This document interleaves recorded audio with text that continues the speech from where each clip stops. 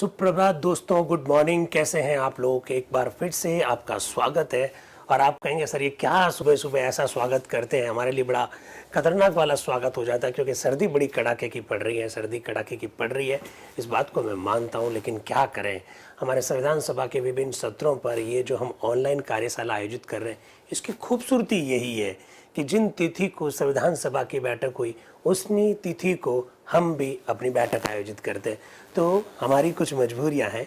मेरे जूम और यूट्यूब के जो साथी हैं उनका मैं एक बार फिर से स्वागत कर रहा हूं। हमारा जय नारायण व्यास विश्वविद्यालय जोधपुर का लोक प्रशासन विभाग और अंबेडकर अध्ययन केंद्र दोनों मिलकर संविधान सभा के विभिन्न सत्रों पर हूबहू ऑनलाइन चर्चा करने का ये प्रयास कर रहे हैं। गजब का नवाचार है, पहली बार हो रहा है। अब तक हम 6 सत्रों पर चर्चा कर चुके हैं। 7वां सत्र जो संविधान सभा का है उस पर चर्चा चल रही है।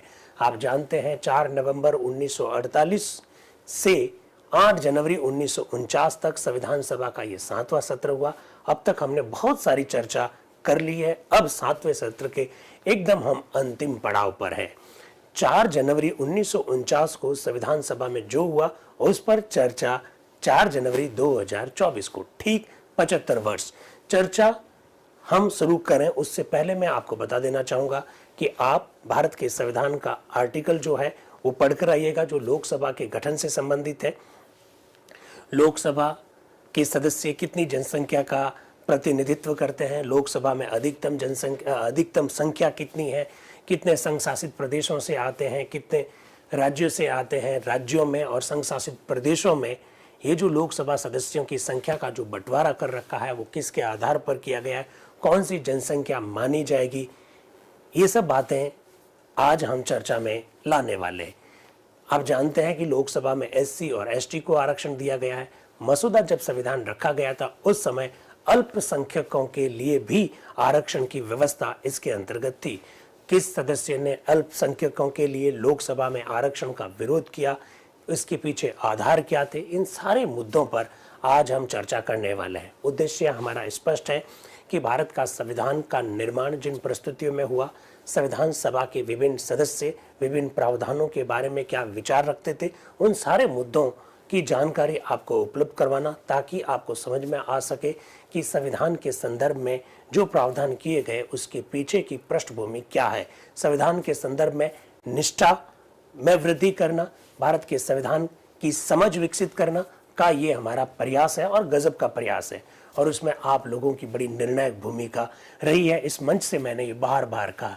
यूट्यूब के साथी कह रहे हैं कि आवाज़ नहीं आ रही है, तो ज़रा देखिएगा टेक्निकल टीम। और जूम के साथियों को तो आवाज़ आ रही है, नहीं आ रही होती तो अभी तक वो त्रैमाम मचा चुके होते मैसेजेस के थ्रू, लेकिन उनको आवाज़ आ रही है ऐसा मुझे लग रहा है। रजाई में ओढ़कर जो मेरे साथी बैठे, जो कैप लगाकर मेरे साथी बैठे, जो मफलर बांध के जो साथी बैठे, वहाँ तक आवाज़ भी जा रही है, ये मैं मान सकता हूँ। चलिए तो हम चर्चा शुरू करते हैं। 4 जनवरी 1949 को संविधान सभा में क्या हुआ। उस दिन वार मंगलवार था, ये याद रखिएगा। उस दिन वहां पर मंगलवार था।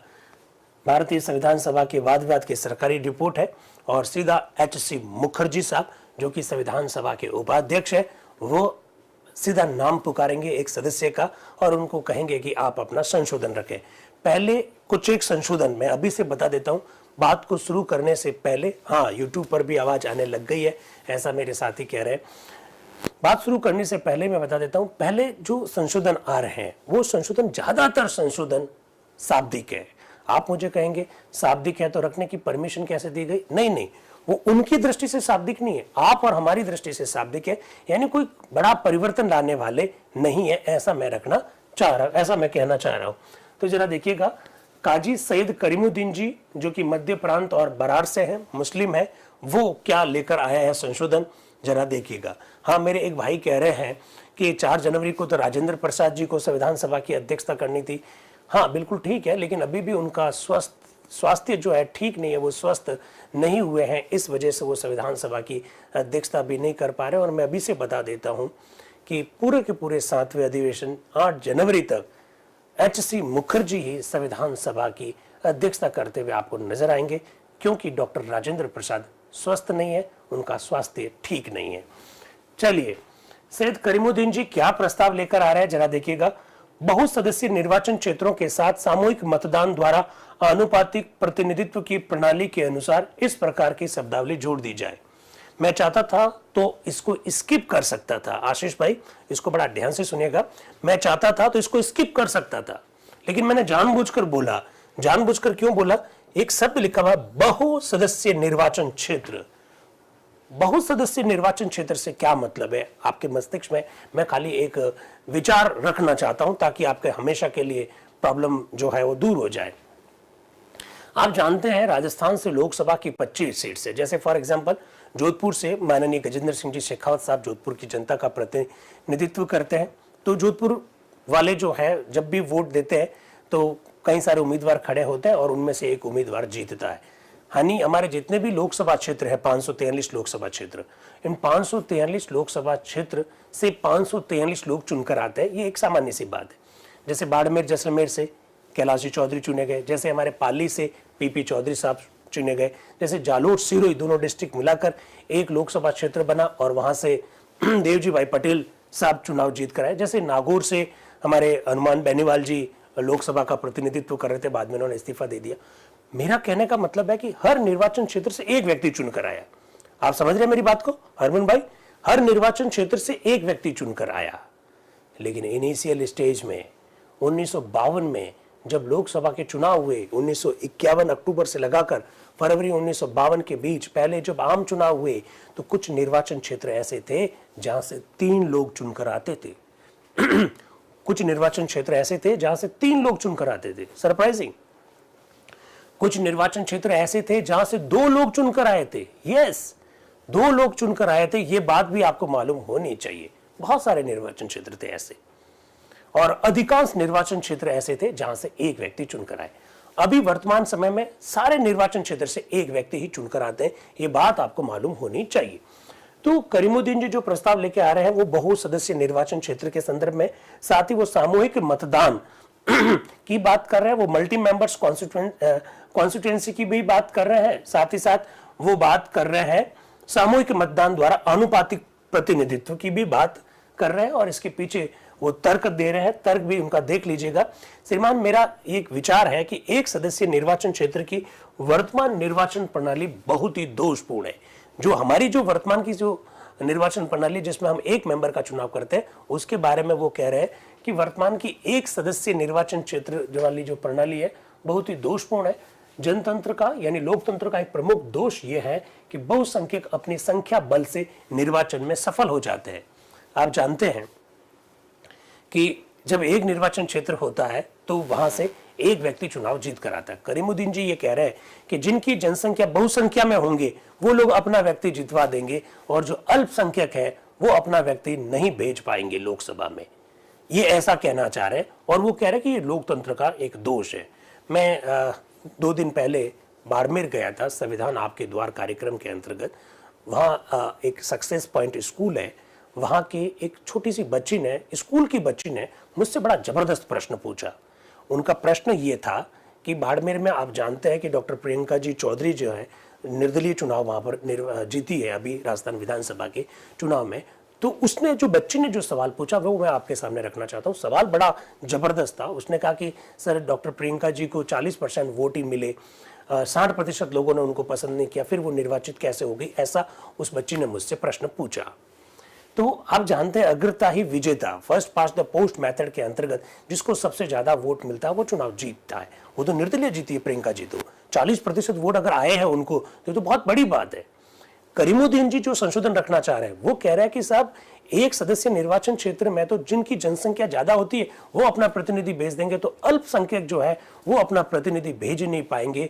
ये वो कह रहे हैं कि लोकतंत्र का ये एक दोष है। ऐसा करीमुद्दीन जी अपने संशोधन के अंतर्गत रखना चाह रहे हैं। मैं ऐसा कह रहा हूं। करीमुद्दीन जी का जो संशोधन है उसके अंतर्गत वो कुछ बातें और भी करते हैं, जिसके अंतर्गत वो बताते हैं कि हम क्या कर सकते हैं, किस तरह से इस पद्धति में जो दोष है उसको दूर कर सकते हैं। इसके बारे में वो अपनी बात को रख रहे हैं करीमुद्दीन जी।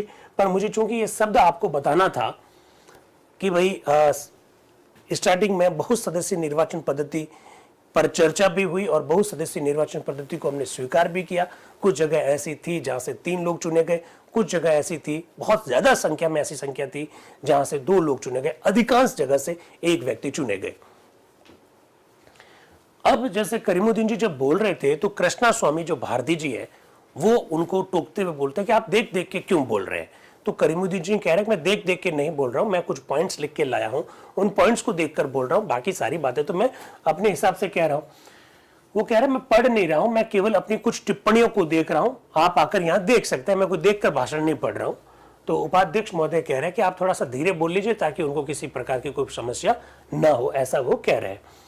फिर काजी सैयद करीमुद्दीन जी अपने उद्बोधन को कंटिन्यू रखते हैं और वो कहते हैं कि श्रीमान, यदि वर्तमान निर्वाचन प्रणाली के अधीन सामान्य निर्वाचन में साम्यवाद के पक्ष में निर्णय हुआ तो विकास की सभी योजना समाप्त हो जाएगी, और यदि सांप्रदायिकता के पक्ष में निर्णय हुआ तो राज्य का पंथ निरपेक्ष स्वरूप समाप्त हो जाएगा। वो ये कह रहे हैं कि साहब जिनकी संख्या ज्यादा होगी वो अपना प्रतिनिधि जिता देंगे। वो कह रहे हैं यदि साम्यवादी कोई व्यक्ति जीत गया तो ऐसी स्थिति में जितनी भी जो योजना चल रही है वो बंद हो जाएगी, और अगर कोई सांप्रदायिक व्यक्ति जीत गया तो भारत का जो पंथ निरपेक्ष जो स्वरूप है वो नष्ट हो जाएगा। तो वो कहना चाह रहा है कि एक निर्वाचन प्रणाली जो है वो ठीक नहीं है, ऐसा करीमुद्दीन जी का तर्क है। फिर वो कह रहे हैं यदि अल्पसंख्यक वर्गों को, चाहे वे राजनीतिक हो अथवा सांप्रदायिक हो, कुचला गया और उन्हें संसदात्मक कार्यों से अलग रखा गया तो साम्यवादी उनको अपना निशाना बनाएंगे और उनका निशाना ठीक बैठेगा। इसलिए ये बुद्धिमत्ता की बात है कि विरोधी दल को वैधानिक मार्ग का अवलंबन करने के लिए प्रोत्साहित किया जाए और उसका एकमात्र उपाय आनुपातिक प्रतिनिधित्व को अपनाया जाए। दोस्तों, आप जानते हैं एकल संक्रमणीय आनुपातिक पद्धति जो है उसको स्वीकार करने के पीछे या उसके पक्ष में जो तर्क दिया जाता है उसका एक बहुत बड़ा आधार क्या है?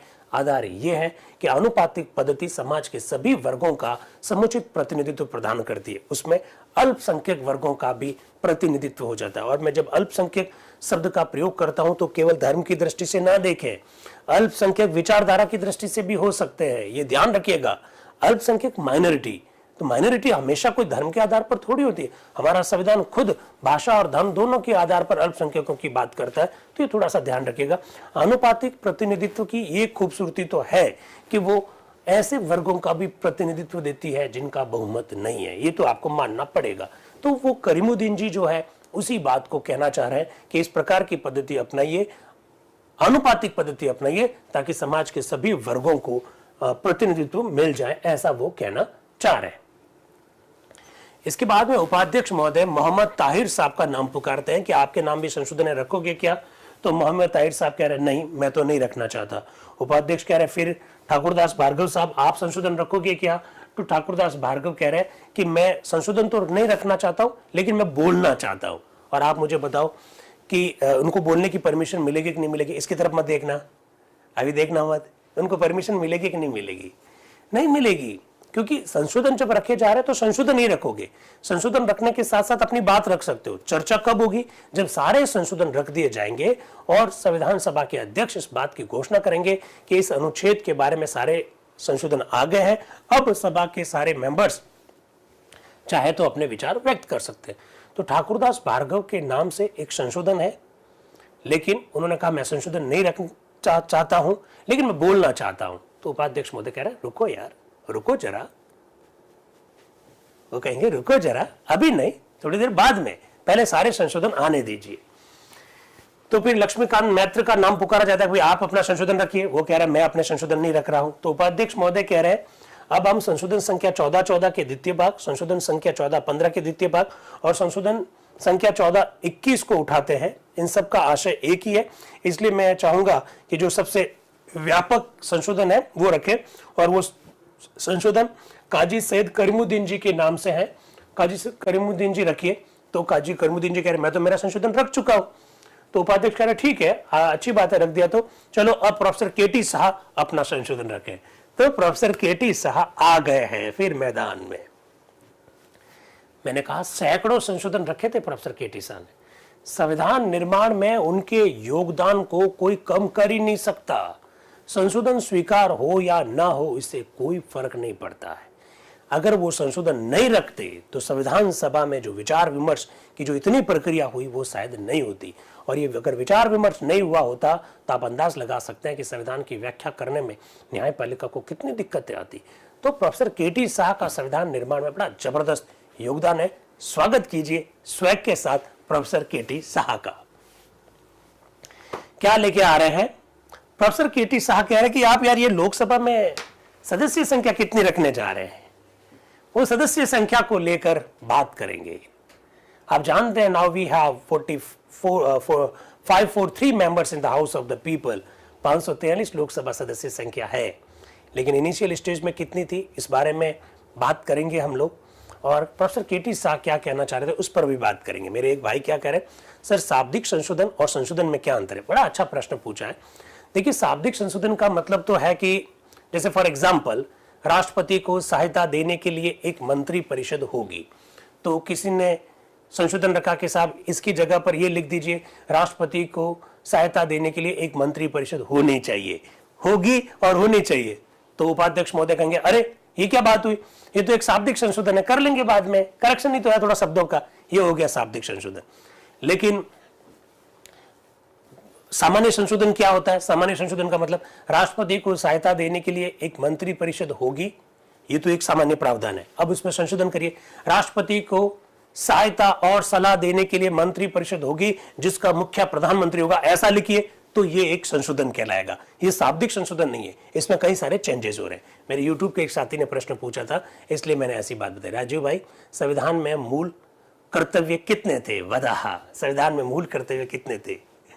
ये तो बड़ा आसान प्रश्न है, बहुत छोटा प्रश्न है। हम जिस प्रकार की चर्चा कर रहे हैं वो चर्चा का स्तर बहुत ऊंचा है, फिर भी बताना चाहूंगा एक भी नहीं थे। बस खुश? चलिए, तो अब प्रोफेसर केटी शाह आ रहे हैं। प्रोफेसर केटी शाह क्या कह रहे हैं? वो कह रहे हैं लोकसभा में ऐसे सदस्य होंगे जो सभी निर्वाचन क्षेत्रों में, चाहे वह राज्य हो तथा केंद्र शासित प्रदेश हो, कुल मिलाकर जनसंख्या का 50,000 लोगों का एक प्रतिनिधि प्राप्त करेंगे। इकाई, दाई, सैकड़ा, हजार, 10,000 और लाख, सॉरी लाख लिखा हुआ है, इकाई, दाई, सैकड़ा, हजार, 10,000 और लाख, 5 लाख लोगों का प्रतिनिधित्व करेगा एक मेंबर। लोकसभा क्षेत्र इस तरह से बनाए जाएंगे जिसके अंतर्गत 5 लाख लोगों का प्रतिनिधित्व करने वाला व्यक्ति एक होगा, ऐसा वो कहना चाह रहे हैं।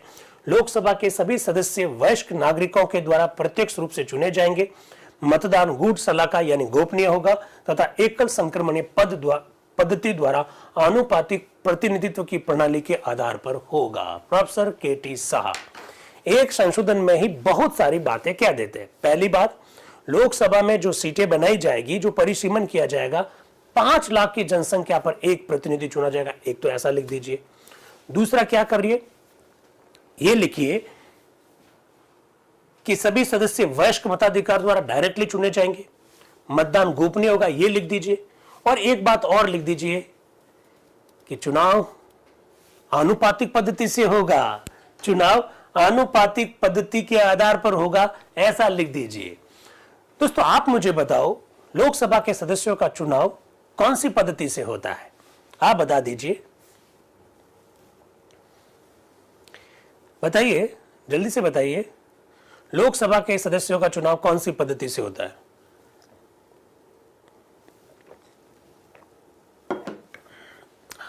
नरपत भाई का प्रश्न आया, आंसर भी आया। हरमन भाई, yes, first past the post method, अग्रता ही विजेता, जो सबसे ज्यादा वोट लेकर आएगा वो चुनाव में जीत जाएगा, that is first past the post. Asha Kumari ji कह रही अग्रता ही विजेता। ये अग्रता ही विजेता शब्द कहां से लाया? मेरी एक बहन कह रही है आशा, अग्रता ही विजेता, ये शब्द लाए कहां से आप? मैं पूछना चाह रहा हूं, ये शब्द कहां से लाए? ऐसा तो कहां पढ़ा आपने? First past the post method का हिंदी अनुवाद लिखा है अग्रता ही विजेता, ये शब्द लाए कहां से, मैं ये पूछ रहा हूं।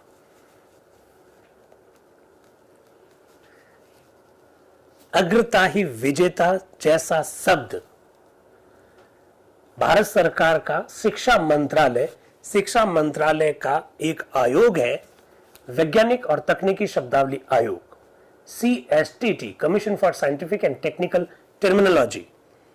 इस आयोग ने अभी 10 वर्ष पहले ही इस शब्द को दिया है। गूगल से ट्रांसलेशन में नरपत भाई अब आने लग गया होगा, ये शब्द हम लोगों ने दिया है। First pass the post method CSTT की टीम ने दिया है। पॉलिटिकल साइंस में इस विषय पर बहुत चर्चा हुई थी कि भाई first pass the post method, यानी जो सबसे ज्यादा वोट लेकर आएगा वो चुनाव जीत जाएगा। इसके लिए हिंदी में सही ट्रांसलेशन क्या होना चाहिए? तो हमने निकाला शब्द अग्रताही विजेता। ये अग्रताही विजेता सीएसटीटी, जो कि भारत सरकार का एक आयोग है, उसके द्वारा दिया गया था। यस, इसलिए मुझे बड़ी खुशी हुई कि मेरी बहन ने अग्रताही विजेता जैसी शब्दावली का प्रयोग किया, क्योंकि हमारे हिंदी माध्यम के विद्यार्थियों के साथ यही बड़ी दिक्कत आती है, first pass the post method का सही शब्द हमको मालूम नहीं पड़ता है। चलिए अब आगे बढ़ते हैं। तो प्रोफेसर केटी शाह 3 परिवर्तन के साथ इस संशोधन को रख रहे हैं। आप देख सकते हैं इनके बाद में इनका छोटा सा उद्बोधन है। हाँ, ऐसी गूगल मीट और भी होती रहेगी, आप जुड़ते रहे, बहुत सारे नए नए शब्द आएंगे। ये पहला है, प्रोफेसर केटी शाह क्या कह रहा है कि पहला मेरा उद्देश्य जो है, संविधान में लोकसभा के लिए प्रतिनिधियों की अधिक से अधिक संख्या निश्चित नहीं की जाए। आपको मालूम होना चाहिए इनिशियल स्टेज में लोकसभा के लिए लिखा गया था कि अधिकतम सदस्य संख्या 500 होगी। प्रोफेसर केटी शाह कह रहे हैं नो, ऐसा मत करिए, अधिकतम सदस्य संख्या 500 होगी, ऐसा मत लिखिए। आप लिखिए कि 5 लाख की जनसंख्या का प्रतिनिधित्व करने वाला एक व्यक्ति होगा। इससे लोकसभा की सदस्य संख्या बढ़ती जाएगी जैसे जैसे जनसंख्या बढ़ती है। दिनेश बलारा जी, बिल्कुल आपके सारे प्रश्न मैं देख रहा हूं, जो भी प्रश्न इस टॉपिक से रिलेटेड आएगा उस प्रश्न का मैं जरूर जवाब दूंगा। खैर, वो कह रहे हैं कि मेरे विचार से यह व्यवस्था लोक प्रतिनिधित्व के सिद्धांत के अनुरूप नहीं है, क्योंकि किसी भी ऐसे देश के शासन में जो अपने आप को लोकतंत्रात्मक कहता है, लोक मत अंतिम होना चाहिए। इस सिद्धांत के अनुसार संविधान में लोकसभा के लिए प्रतिनिधियों की अधिक से अधिक संख्या स्थायी रूप से निश्चित नहीं की जानी चाहिए। लोकसभा की अधिकतम सदस्य संख्या संविधान जब बन रहा था उस समय 500 तय की गई थी। प्रोफेसर केटी शाह कह रहे नहीं, ऐसा मत करो। आप लिखो 5 लाख की जनसंख्या पर एक मेंबर चुना जाएगा, जनसंख्या बढ़ेगी तो लोकसभा की सीटें भी बढ़ती रहेगी। ऐसा कौन कहना चाह रहे हैं? प्रोफेसर केटी शाह कहना चाह रहे हैं। फिर क्या कह रहे हैं? पिछली 3 या 4 जनगणना के आधार पर हम ये कह सकते हैं कि प्रत्येक दशक के उपरांत इस देश की जनसंख्या बराबर बढ़ी है। पिछली जनगणना से यह पता चलता है कि पिछले 10 वर्षों में ये 15% बढ़ गई है। यदि इस समय आप अधिक से अधिक संख्या को निश्चित कर देंगे तो इसका परिणाम यह होगा कि आप अनुचित रूप से उन लोगों की संख्या बदल देंगे जिनका प्रतिनिधित्व प्रत्येक प्रतिनिधि करता है। आप बड़ी दिक्कत में आ जाएंगे, ऐसा वो कहना चाह रहे हैं प्रोफेसर केटी शाह। फिर वो बात आगे जो बढ़ा रहे हैं, वो कह रहे हैं सामान्य निर्वाचन के अवसर पर जिसकी संभवतः ये कल्पना की गई है, मतदाताओं के सम्मुख विभिन्न प्रश्न उपस्थित होंगे और चूंकि वे अनेक प्रकार के और प्राय परस्पर विरोधी भी होंगे, इसलिए मतदाता अपना मत प्रकट करते समय गड़बड़ी में पड़ जाएगा। इस प्रकार के प्रत्येक निर्वाचन में ये अवश्य ही होगा और इसलिए मेरा विचार से ये अच्छा होगा कि लोगों के प्रतिनिधियों की अधिक से अधिक संख्या निश्चित न की जाए। इसके स्थान पर हम एक ऐसी व्यवस्था करनी चाहिए जिससे कि बदलती हुई जनसंख्या के आधार पर प्रतिनिधियों की संख्या भी स्वतः ही बढ़ जाए। आप ऐसा क्यों कर रहे हो कि फला सदन में अधिकतम मेंबर इतने होंगे? आप ये क्यों नहीं लिख दो कि 5 लाख की जनसंख्या पर एक होगा? तो आप अपना आप जैसे जैसे जनसंख्या बढ़ेगी वैसे वैसे अपना आप ही लोकसभा की सदस्य संख्या बढ़ जाएगी। ऐसा प्रोफेसर केटी शाह अपने तर्क के अंतर्गत कह रहे हैं। फिर वो कह रहे हैं कि इस दिशा में मेरा ये सुझाव है कि प्रतिनिधित्व के लिए 5 लाख की जनसंख्या की सीमा निश्चित की जाए। प्रतिनिधियों की कुल संख्या 500 निश्चित करने से, जैसा कि खंड के अधीन लिखा हुआ है, इस व्यवस्था से लोगों का मत और अच्छी प्रकार से प्रकाशित होने की संभावना है। ऐसा वो कहना चाह रहे हैं प्रोफेसर केटी शाह अपने उद्बोधन के अंतर्गत। फिर आते हैं वोट कैसे दिए जाए, तो वो क्या कह रहे हैं? दूसरी बात जो मैं कहना चाहता हूं वो मतदान की प्रणाली के संदर्भ में। आगे आने वाले खंडों के संदर्भ में मैंने इस आशय के कुछ अन्य संशोधन उपस्थित किए हैं और वे जब उठाए जाएंगे तो उस समय मैं अपना विचार प्रकट करूंगा। इस संदर्भ में अभी मैं सभा का समय नहीं लेना चाहता।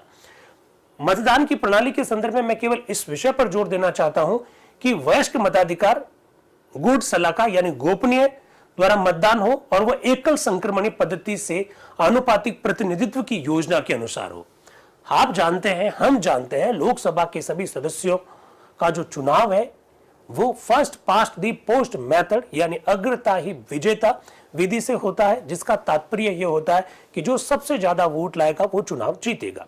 प्रोफेसर केटी शाह कह रहे नहीं, इसकी जगह पर होना चाहिए एकल संक्रमणीय आनुपातिक पद्धति। एकल संक्रमणीय आनुपातिक पद्धति से लोकसभा के सदस्यों का चुनाव करने का संशोधन किसने रखा था, यह प्रश्न कभी पूछा जा सकता है। प्रोफेसर केटी शाह ने रखा था, यह थोड़ा सा ध्यान रखिएगा। तो ये सब बातें अपने को मालूम होनी चाहिए किसने कौन सा संशोधन रखा था। वो कह रहे हैं कि इस प्रकार की पद्धति अगर अपना लेते हैं, एकल संक्रमणीय आनुपातिक पद्धति अपना लेते हैं, तो विभिन्न राजनीतिक विचारधाराओं का सदन में प्रतिनिधित्व होने का अवसर बढ़ जाएंगे। अगर आप इसको नहीं अपनाएंगे तो बहुत संख्या में जो लोग होंगे उनके लोग चुनाव जीत जाएंगे, ऐसा वो कहना चाहते हैं। कौन? प्रोफेसर केटी शाह। ये भी थोड़ा सा ध्यान रखिएगा। इसके बाद में आते हैं एचवी कामत साहब। एचवी कामत साहब, याद है एचवी कामत साहब भी संविधान सभा में बड़ा जबरदस्त अपना योगदान रखते हैं। संविधान सभा में 1 लाख से अधिक शब्द बोलने वालों में एचवी कामत साहब का भी नाम है। 7 लोग ही तो थे जिन्होंने 1 लाख से ज्यादा शब्द बोले, उनमें एचवी कामत साहब भी है। वो इतने ज्यादा विचार रखते थे कि डॉक्टर BR अम्बेडकर ने उनके बारे में एक बार कह दिया, क्या कह दिया? प्रोफेसर कामत। तो कामत साहब ने कहा मैं प्रोफेसर नहीं हूं। अम्बेडकर साहब ने कहा आप प्रोफेसर जैसे ही है क्योंकि आप बहुत बोलते हैं। तो कामत साहब कह रहे हैं नहीं, मैं जीवन में कभी प्रोफेसर बनना नहीं चाहूंगा। यही वही एचवी कामत साहब है। तो ये प्रोफेसर ज्यादा बोलते हैं क्या? मैं आपसे पूछ रहा हूं, ऐसा है क्या? चलिए आगे बढ़ते हैं। एचवी कामत साहब क्या कह रहे हैं, क्या संशोधन लेकर आए, जरा देखिएगा। वो लेकर आए हैं प्रत्यक्ष रीति से मतदाताओं द्वारा निर्वाचित राज्यों के प्रादेशिक लोक प्रतिनिधि शब्दों के स्थान पर यह लिख दीजिए राज्यों के मतदाताओं द्वारा प्रत्यक्ष रीति से निर्वाचित सदस्य। वो शब्दों का हेर फेर करना चाहते हैं, ऊपर से जो शब्द लिखे हुए उसको इधर से इधर लाना चाहते हैं, ऐसा वो संशोधन लेकर आ रहे हैं। इसके बाद वो कह रहे हैं कि मेरा एक दूसरा संशोधन ये भी है। क्या है? इस संविधान के अनुच्छेद 292 और 293 के प्रावधानों के अधीन रहते हुए राज्यों के मतदाताओं द्वारा प्रत्यक्ष रीति से निर्वाचित सदस्य लोकसभा में 500 से अधिक नहीं होंगे। अब एचवी कामत साहब कह रहे हैं कि 500 सदस्य होने चाहिए। प्रोफेसर केटी शाह कह रहे हैं कि नहीं, अधिकतम सदस्य संख्या नहीं होनी चाहिए। प्रोफेसर केटी शाह कह रहे हैं कि 5 लाख की जनसंख्या पर एक सदस्य की पद्धति अपना लीजिए। एचवी कामत साहब कह रहे हैं अधिकतम सदस्य संख्या 500 होगी। इस प्रकार की व्यवस्था लाई जा रही है। वो आगे कह रहे हैं सभा इस ओर ध्यान देगी कि मेरे संशोधन से ये खंड संक्षिप्त और स्पष्ट हो जाता है और उसके तत्स्वरूप जो भाषा के जो दोष हैं वे भी मिट जाते हैं। मुझे आशा है कि डॉक्टर अंबेडकर और सभा इस संशोधन को स्वीकार कर लेगी। इसके बाद में उपाध्यक्ष महोदय कई नाम बोलते हैं। 1418 संशोधन, 1419, 1420 का आशय एक है।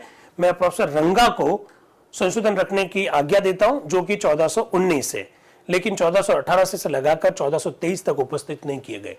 अब पता है, ये मैं चाहता हूं तो ये बातें स्किप कर सकता हूं, ये सारी चर्चा ना करूं और मेन चर्चा पर आ सकता हूं, पर मैं नहीं चाहता। मैं ये चाहता हूं कि आपको मालूम पड़े कि 7000 से अधिक संशोधन आए हैं संविधान सभा में, मसौदा संविधान में संशोधन करने के लिए। बहुत सारे संशोधन नहीं रखे गए, बहुत सारे संशोधन को रखने नहीं दिया गया। बहुत सारे संशोधन शाब्दिक थे इसलिए रखने नहीं दिए गए।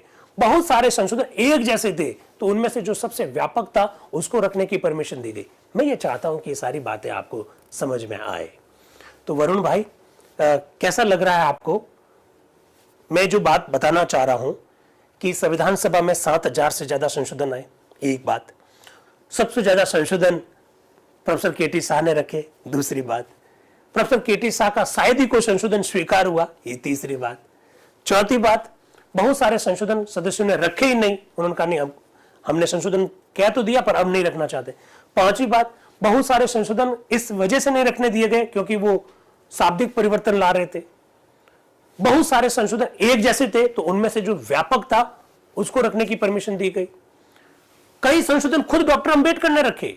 डॉक्टर अंबेडकर साहब के नेतृत्व में मसौदा समिति ने भारत के संविधान का मसौदा तैयार करके 7वें अधिवेशन में रखा था, लेकिन बहुत सारे संशोधन खुद डॉक्टर अंबेडकर ने भी रखे थे। ये बात भी आपको मालूम होनी चाहिए। परशुराम जी का सवाल क्या है?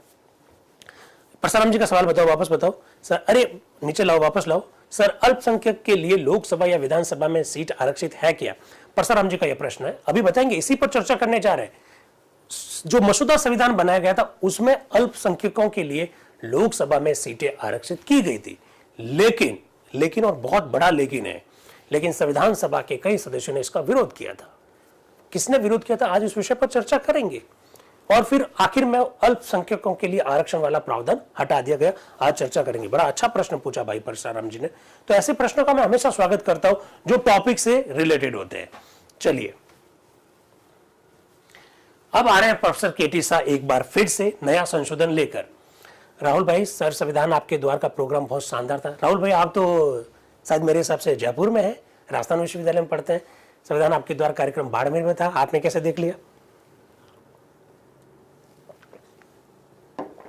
वो तो बाड़मेर में था, यूट्यूब पर देख लिया। ओहो यस, यूट्यूब पर था। हाँ, अशोक शेरा जी की फेसबुक से भी था। अशोक शेरा जी बाड़मेर के जाने माने पत्रकार है, उन्होंने अपने फेसबुक आईडी से भी उसको लाइव किया था। काफ़ी अच्छा खासा रेस्पॉन्स मिला, काफ़ी लोगों ने उसको देखा।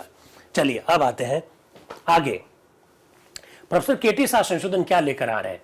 आर्टिकल 67 के खंड 5 के उपखंड ख में द स्टेट्स शब्द के बाद में निम्न शब्द जोड़ दिया जाए, and territory directly govern by the centre.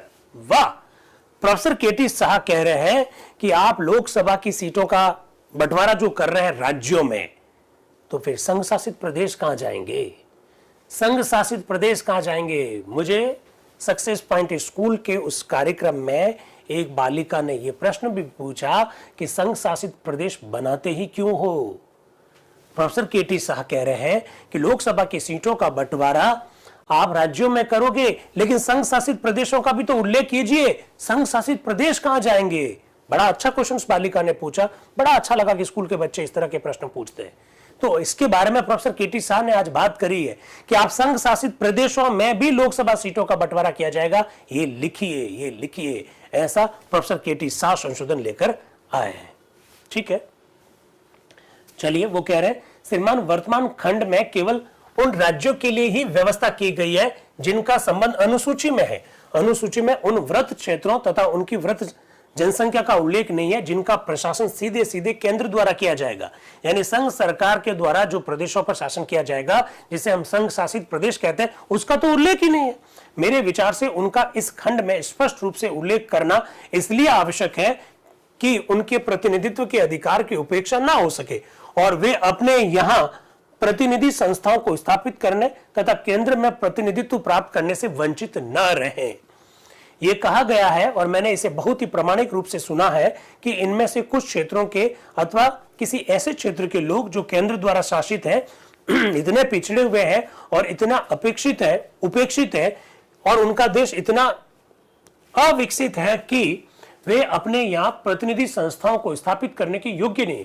ये बात कांग्रेस के जयपुर अधिवेशन में भी कही गई थी और विशेषतया कच्छ की ओर से संकेत किया गया था। कच्छ जैसे प्रदेश के संदर्भ में जिसका प्रशासन केंद्र द्वारा होता है, उच्च अधिकारियों से ऐसी निराधार निंदा सुनकर मुझे आश्चर्य हुआ।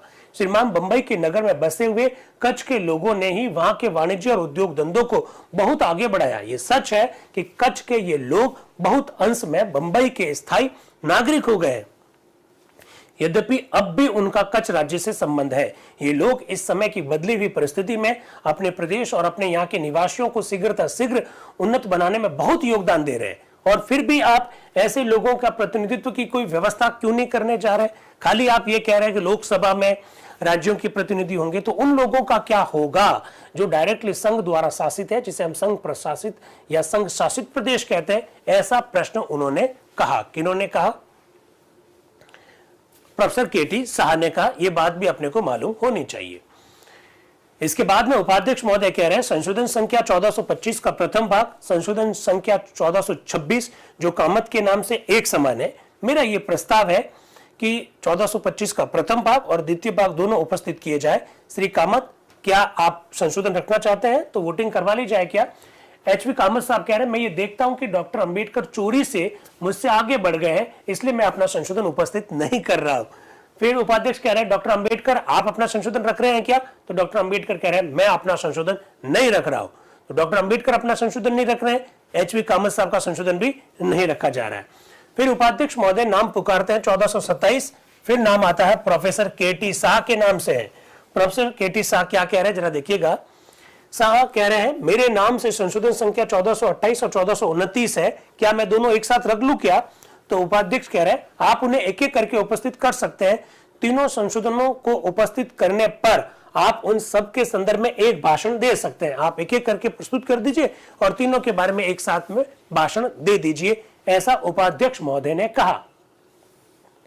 वो क्या कह रहे हैं प्रोफेसर के.टी. शाह, क्या संशोधन लेकर आ रहे हैं? वो कह रहे हैं कि मैं चाह रहा हूं कि आर्टिकल 67 के खंड 5 के उपखंड ख के बाद में निम्न शब्द जोड़े जाए। क्या जोड़े जाए? ताकि प्रत्येक राज्य संघ का अथवा केंद्र द्वारा प्रत्यक्ष रीति से शासित क्षेत्र का अंग होने के कारण यदि उनकी जनसंख्या 10 लाख से कम ना हो तो एक स्वतंत्र निर्वाचन क्षेत्र हो अथवा वह किसी ऐसे निकटस्थ राज्यों अथवा क्षेत्रों के वर्ग में हो जिनकी जनसंख्या मिलाकर 10 लाख से कम ना हो, इस प्रकार की शब्दावली जोड़ दी जाए, ऐसा वो कह रहे हैं।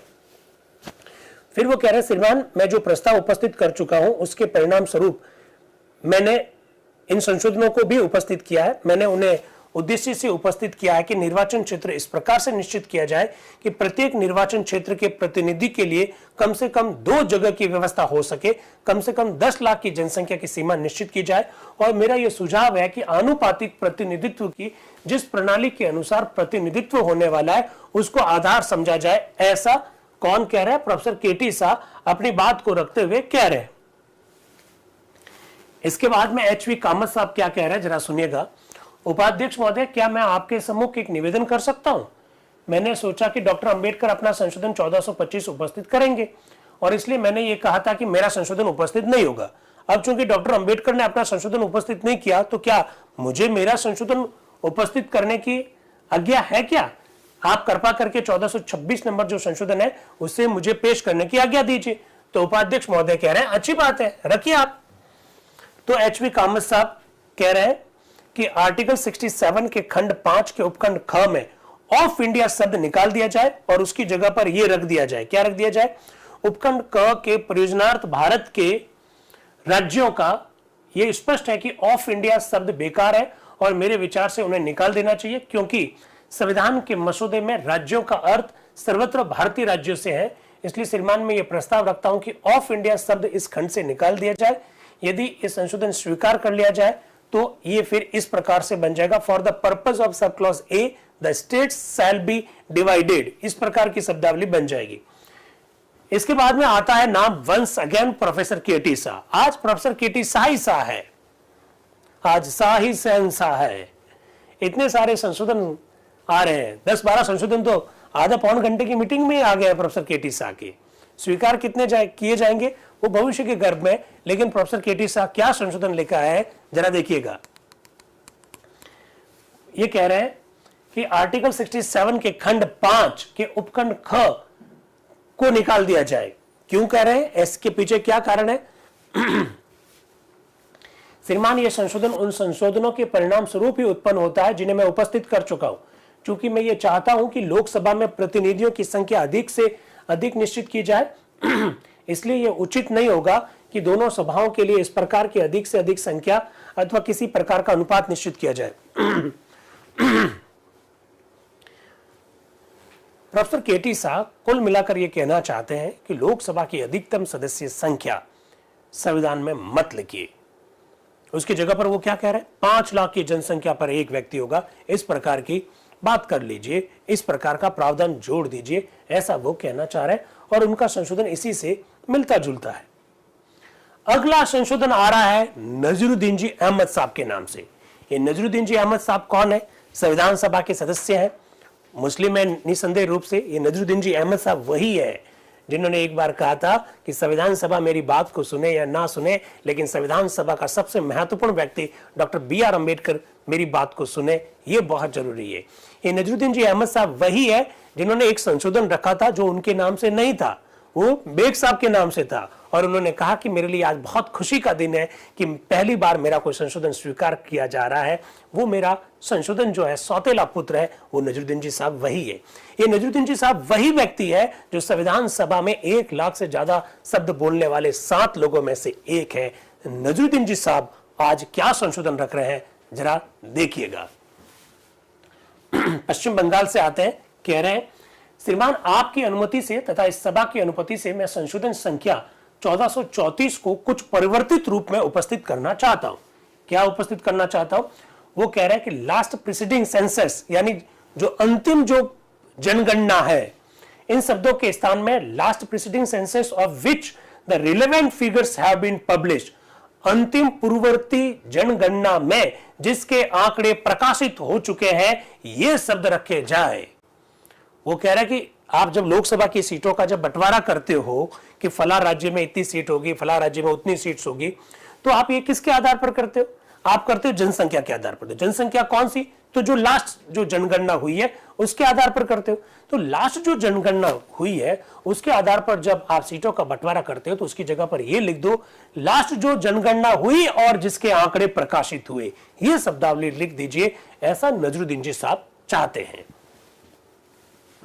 क्या कह रहे हैं वो? माननीय डॉक्टर अंबेडकर ने इसी प्रकार के एक अन्य संशोधन को इसी रूप में स्वीकार किया था जिस विषय पर इस सभा में विचार विमर्श हो चुका है और एक दूसरे प्रसंग में इस सिद्धांत को स्वीकार भी कर लिया गया। वह प्रसंग यह था कि यदि हमें किसी जनगणना पर निर्भर होना है तो उसके आंकड़े उपलब्ध होने चाहिए। हम किसी ऐसी जनगणना पर निर्भर नहीं हो सकते जिसके आंकड़े अभी प्रकाशित नहीं है। जनगणना तो कर ली गई लेकिन आंकड़े अगर प्रकाशित ही नहीं हुए तो क्या मतलब है? इसलिए शब्दावली इस तरह से लिखो कि लास्ट जनगणना जिसके आंकड़े प्रकाशित हो गए, इस प्रकार की शब्दावली लिख दीजिए। ऐसा नजरुद्दीन जी साहब कह रहे हैं। इसके बाद में एल कृष्णस्वामी भारती जी का संशोधन है। वो कह रहे हैं कि साहब मैं ये चाह रहा हूं कि ये शब्द रखे जाए। क्या शब्द रखे जाए? The ratio between the number of members to be elected at any time for the, ये शब्द दिख नहीं रहा है, हिंदी में पढ़ लेता हूं। प्रत्येक प्रादेशिक निर्वाचन क्षेत्र के लिए किसी समय निर्वाचित होने वाले सदस्यों की संख्या का उस प्रदेश की अंतिम पूर्ववर्ती जनगणना में निश्चित की गई जनसंख्या से अनुपात समस्त भारत में और जहां तक व्यवहार्य हो एक ही होगा। आप लोगों ने अगर बहुत ढंग से भारतीय संविधान का अनुच्छेद 81, भारतीय संविधान का अनुच्छेद 82 अगर आप लोगों ने पढ़ रखा है तो आप इस बात को बहुत अच्छी तरह से जानते हैं कि वहां पर परिसीमन का उल्लेख किया गया है। किसी भी राज्य में और संघ शासित प्रदेशों में जब लोकसभा सीटों का बंटवारा किया जाएगा तो उसका आधार जनसंख्या होता है और जनसंख्या पूर्ववर्ती जनगणना होती है। जो लेटेस्ट जनसंख्या आ चुकी है वो होती है और साथ ही साथ जिसके आंकड़े प्रकाशित हो चुके हैं। इस प्रकार की भी शब्दावली आपको देखने को मिलेगी। साथ ही साथ ये भी मिलेगा कि जब राज्यों में लोकसभा की सीटों का बंटवारा करो तो आधार एक जैसा होना चाहिए। इस प्रकार की शब्दावली भी आपको वहां पर लिखी हुई मिलेगी। ऐसा सुझाव दे रहे हैं एल कृष्णस्वामी भारती जी। वो क्या कह रहे हैं? खंड ख के अनुसार 7.5 लाख की जनसंख्या के लिए कम से कम एक प्रतिनिधि होगा और 5 लाख की जनसंख्या के लिए एक से अधिक प्रतिनिधि ना होगा। इस प्रकार की रियायत देने पर यह संभव है कि सारे भारत में प्रतिनिधित्व के संदर्भ में एक रूपता ना रहे, इसलिए वो भारती जी चाहते हैं कि सब में एक रूपता बरती जाए। इसके बाद में अगला संशोधन आता है फिर नजरुद्दीन जी अहमद साहब का। वो कह रहे हैं आर्टिकल 67 का खंड 7 निकाल दिया जाए। क्यों? तर्क जरा देखिएगा। इस खंड में उन प्रदेशों का वर्णन है जो राज्य नहीं है। इस खंड के संदर्भ में यह आपत्ति है कि संसद को उन प्रदेशों का प्रतिनिधित्व निश्चित करने का अधिकार प्राप्त हो जाता है जो राज्य नहीं है। इन प्रदेशों के संदर्भ में यह निवेदन करता हूं और यही निवेदन है कि एक इसी के समान अन्य संशोधन के संदर्भ में मैं कह चुका हूं कि यदि किसी प्रदेश में किसी प्राधिकारी का शासन हो तो उस प्राधिकारी को उसका प्रतिनिधित्व निश्चित करना चाहिए। इस सिद्धांत का संविधान में समावेश कर देना चाहिए। उस प्रदेश के किसी यथोचित प्राधिकारी पर यह छोड़ देना चाहिए कि वह इसका निर्णय करे कि प्रतिनिधित्व का अधिकार किसे दिया जाए।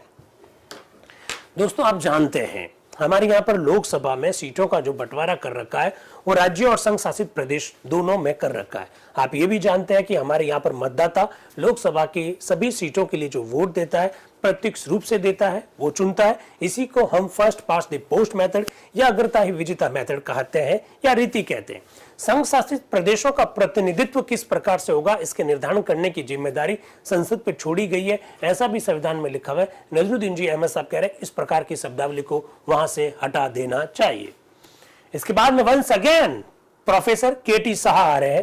प्रोफेसर केटी शाह फिर एक संशोधन लेके आ रहे हैं। आज मैंने कहा शाही शहंशाह है, खूब सारे संशोधन आ रहे हैं प्रोफेसर केटी शाह द्वारा लाए जा रहे हैं।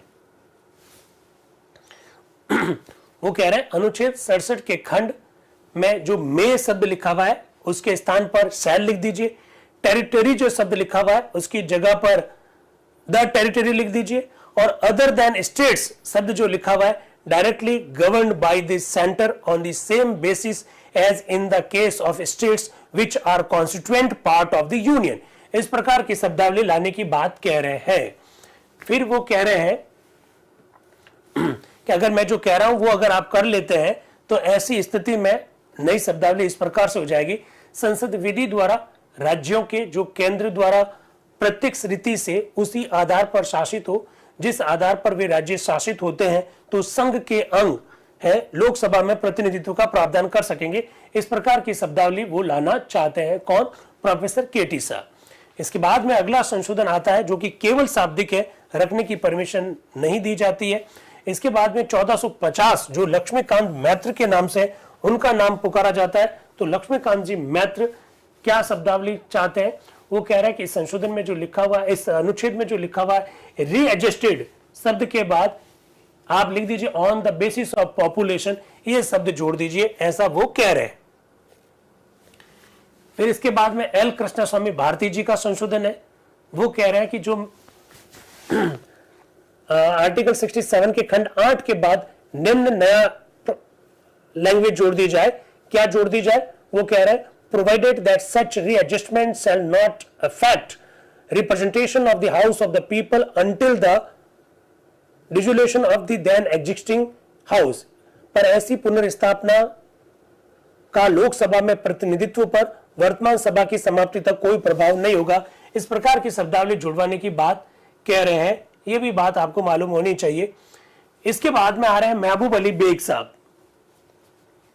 महबूब अली बेग साहब मद्रास से हैं, संविधान सभा के मेंबर हैं। वो कह रहे हैं उपाध्यक्ष महोदय, मैं ये प्रस्ताव रखता हूं कि क्या रखता हूं कि लोकसभा के लिए निर्वाचन एकल संक्रमणीय मत द्वारा आनुपातिक प्रतिनिधित्व की प्रणाली से होगा। यानी बेग साहब जो है वो भी कह रहे हैं कि लोकसभा के विभिन्न सदस्यों का चुनाव एकल संक्रमणीय आनुपातिक मतदान पद्धति से होना चाहिए, ऐसा वो कह रहे हैं। फिर इसके पक्ष में वो क्या तर्क दे रहे हैं जरा देखिएगा। श्रीमान, कल राज्यसभा के निर्वाचन के संदर्भ में जो सिद्धांत हमने स्वीकार किया था उसी को मैं इस प्रसंग में प्रयोग में लाना चाहता हूं। श्रीमान, मुझे इसकी प्रसन्नता है कि कल सभा ने उस सिद्धांत को स्वीकार कर लिया जो इस निर्वाचन प्रणाली में सन्निहित है। इस प्रणाली के संदर्भ में तथा यह सिद्ध करने के लिए कि यह निर्वाचन प्रणाली अधिक लोकतंत्रात्मक और वैज्ञानिक है, मैंने जो तर्क उपस्थित किए थे उन्हें मैं नहीं दोहराना चाहता। इस सभा के कुछ माननीय सदस्यों के भाषणों से, विशेषतः मेरे माननीय मित्र श्री कुंजरू के भाषण से इस सभा पर यह प्रभाव पड़ा था कि राज्यसभा के संबंध में निर्वाचक संविधान मंडल के सदस्य ही होंगे जो संयुक्त निर्वाचन प्रणाली के आधार पर, ना कि सांप्रदायिक निर्वाचन प्रणाली के आधार पर चुने जाएंगे। इस प्रकार से वो बात कह रहे हैं। फिर वो आगे कह रहे हैं, यदि मुझे उनके भाषण का अर्थ लगाने की आज्ञा हो तो उनका यह आशय है कि यदि इस निर्वाचन प्रणाली के अधीन ये संभावना होती है कि सांप्रदायिक दलों के लोग विधानमंडल के लिए चुने जा सकते हैं तो वे इसका समर्थन नहीं करते। मेरा यह निवेदन है कि इस प्रणाली के अधीन किसी सांप्रदायिक दल को प्रवेश करने की संभावना नहीं रह जाती है, और यदि ऐसे दल का कोई सदस्य निर्वाचित हो जाए तो वह उसी प्रकार निर्वाचित होगा जैसे बहुसंख्यक दल के मत से भिन्न मत रखने वाला कोई व्यक्ति निर्वाचित होता है। इस प्रकार से वो अपनी बात को रख रहे हैं। इसके बाद में ठाकुरदास भार्गव आते हैं। इसके बाद ठाकुरदास भार्गव नहीं आते हैं। इसके बाद सारे संशोधन जब रख दिए जाते हैं तो संविधान सभा के उपाध्यक्ष कहते हैं ओके, अब सामान्य वाद विवाद हो सकता है। और दोस्तों अगर आप लोगों को याद हो, क्या ठाकुरदास भार्गव के नाम से एक संशोधन था। ठाकुरदास भार्गव ने कहा मैं संशोधन तो रखना नहीं चाहता हूं, लेकिन मैं अपनी बात कहना चाहता हूं। याद है आज की शुरुआत में मैंने ऐसा बोला था। तो संविधान सभा के उपाध्यक्ष ने क्या कहा, जब सामान्य वाद विवाद होगा तब मैं आपका नाम पुकारूंगा। नाम पुकार लिया, ठाकुरदास भार्गव आ रहे हैं।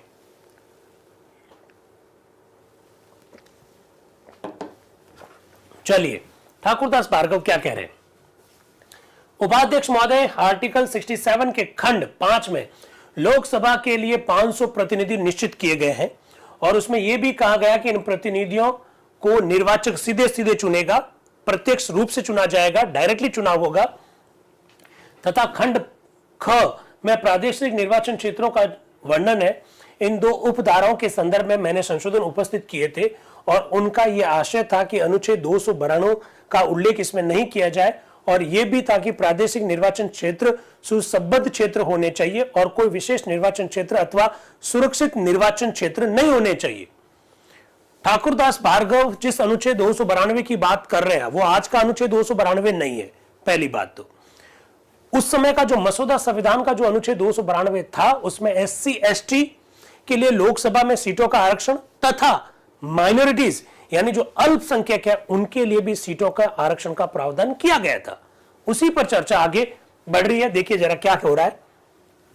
वास्तव में इस खंड 5 में निर्वाचकों के लिए एक ही प्रणाली निश्चित की गई है और उसमें यह नहीं कहा गया है कि किस विशेष प्रणाली द्वारा उन्हें प्रतिनिधियों को चुनने का अधिकार होगा। मिस्टर करीमुद्दीन ने इस आशय का एक संशोधन उपस्थित करने का प्रयास किया था कि प्रतिनिधित्व वास्तविक प्रतिनिधित्व अनुपातिक प्रतिनिधित्व की प्रणाली के अनुसार हो, जिसका अर्थ मेरे मतानुसार यह है कि पृथक निर्वाचन क्षेत्रों की स्थापना हो जाएगी।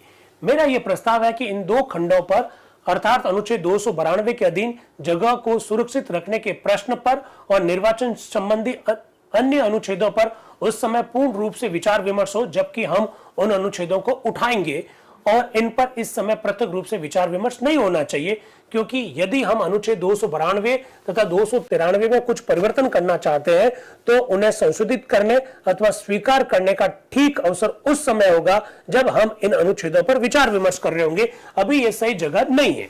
फिर वो क्या कह रहे हैं, अन्य विषय के संदर्भ में मैं खंड 6 के संदर्भ में इस आशय का एक संशोधन उपस्थित करना चाहता था कि वयस्क मताधिकार पर मतदान के अधिकार से वंचित करने के लिए निरक्षरता भी एक कारण समझा जाए।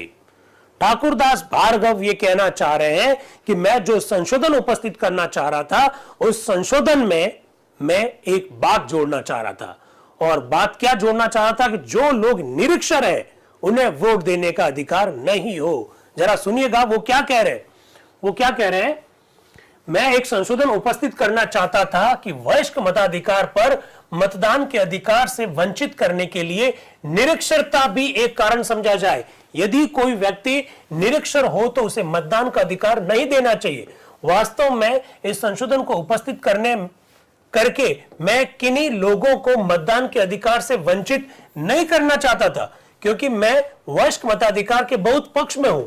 मैं केवल यह चाहता हूं कि चूंकि अगले 2 वर्ष अथवा 1 वर्ष तक निर्वाचन नहीं होंगे, इसलिए उस समय में प्रत्येक निर्वाचक को अपने आप को शिक्षित बना लेना चाहिए और कम से कम लिखना पढ़ना तो सीख ही लेना चाहिए, क्योंकि मेरी समझ में कोई भी व्यक्ति 3 महीने के अंदर ही लिखना पढ़ना सीख सकता है। वो कह रहे हैं कि मैं चाहता हूं कि निर्वाचक यानी वोटर के लिए एक क्वालिफिकेशन साक्षर होना चाहिए, लेकिन मैं ये नहीं कह रहा हूं कि जो निरक्षर है उन्हें वोट देने के अधिकार से वंचित कर दिया जाए। मैं कभी भी किसी को मतदान के अधिकार से वंचित करना नहीं चाहता हूं, लेकिन चूंकि अभी हमारे देश में अगले 1 या 2 वर्ष तक चुनाव नहीं होने, तो क्यों ना इस अवधि में हम ऐसे लोग जो निरक्षर हैं उन्हें पढ़ना लिखना सिखा दें, उन्हें साक्षर कर दें।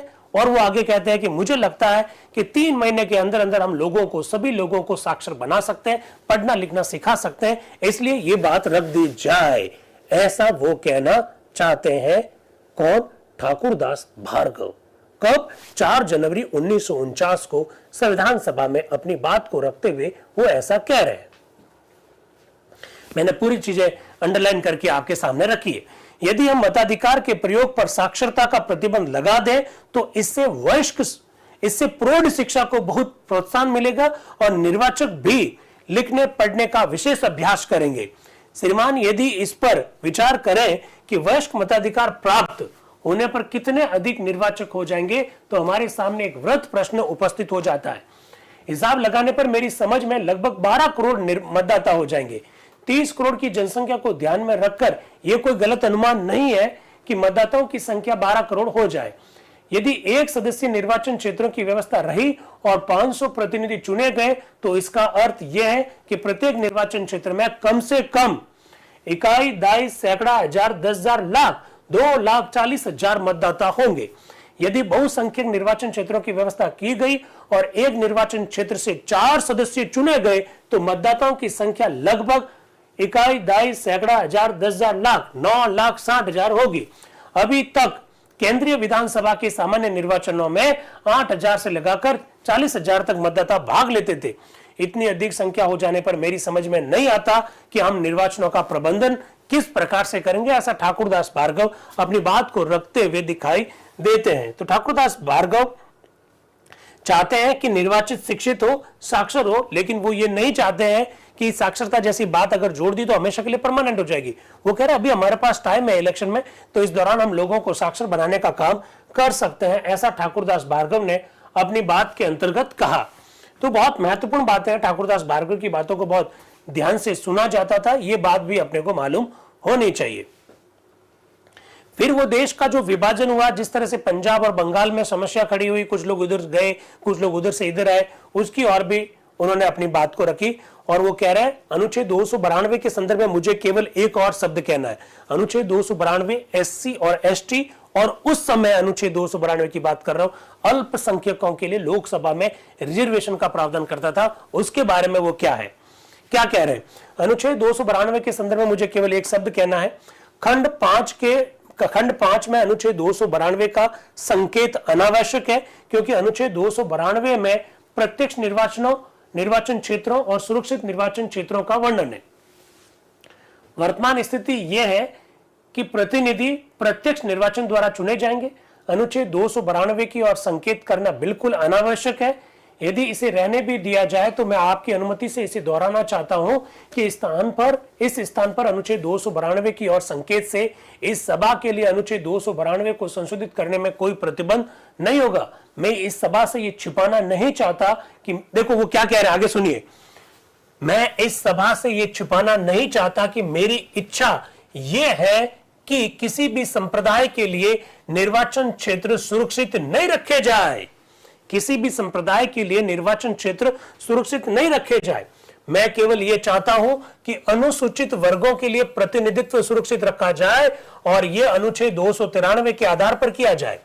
मैं जगह सुरक्षित रखने के पक्ष में नहीं हूं, क्योंकि यदि आप पूरे प्रश्न पर विचार करेंगे और बहुत सदस्य निर्वाचन क्षेत्रों को भी ध्यान में रखेंगे, तो आपको सब निर्वाचन वास्तविकता से बहुत दूर प्रतीत होंगे। हमारे सामने यह कठिनाई है कि हम ये समझ नहीं पाए कि इन निर्वाचन क्षेत्रों का स्वरूप क्या होगा। जब यह विषय सभा के सम्मुख ठोस रूप में रखा जाएगा, तो मुझे पूरा विश्वास है कि वह सब जगहों को सुरक्षित रखने के प्रश्न को उठाना भी नहीं चाहेगी। इस प्रकार से कहा कि मैं इस अनुच्छेद का समर्थन करता हूं। ऐसे ठाकुरदास भार्गव ने साफ साफ शब्दों में कह दिया कि संप्रदाय के आधार पर कोई सीटें रिजर्व रखी नहीं जाए। हां, अनुसूचित वर्गों के लिए सीटें रिजर्व रखी जाए, इसका मैं समर्थन करता हूं। ऐसा ठाकुरदास भार्गव ने 4 जनवरी 1949 को संविधान सभा में अपनी बात को रखते हुए कहा। ठाकुरदास भार्गव के बाद में आते हैं देशबंधु गुप्त, जो कि दिल्ली से हैं। साथियों, मैं एक बात आपको जरूर बताना चाहूंगा, मेरा इच्छा है कि आपको यह बात मालूम पड़े। और जिस तरह से दिल्ली के विशेष राज्य का जो दर्जा है, या दिल्ली जो संघ शासित प्रदेश होते हुए भी वहां पर राज्य है, और जिस तरह से पिछले 7-8 वर्षों से दिल्ली को लेकर सुप्रीम कोर्ट में बड़े जबरदस्त मामले गए हैं, उस संदर्भ में मैं आपके सामने ये बात रखना चाहूंगा कि दिल्ली से आते हैं संविधान सभा के एक सदस्य देशबंधु गुप्त।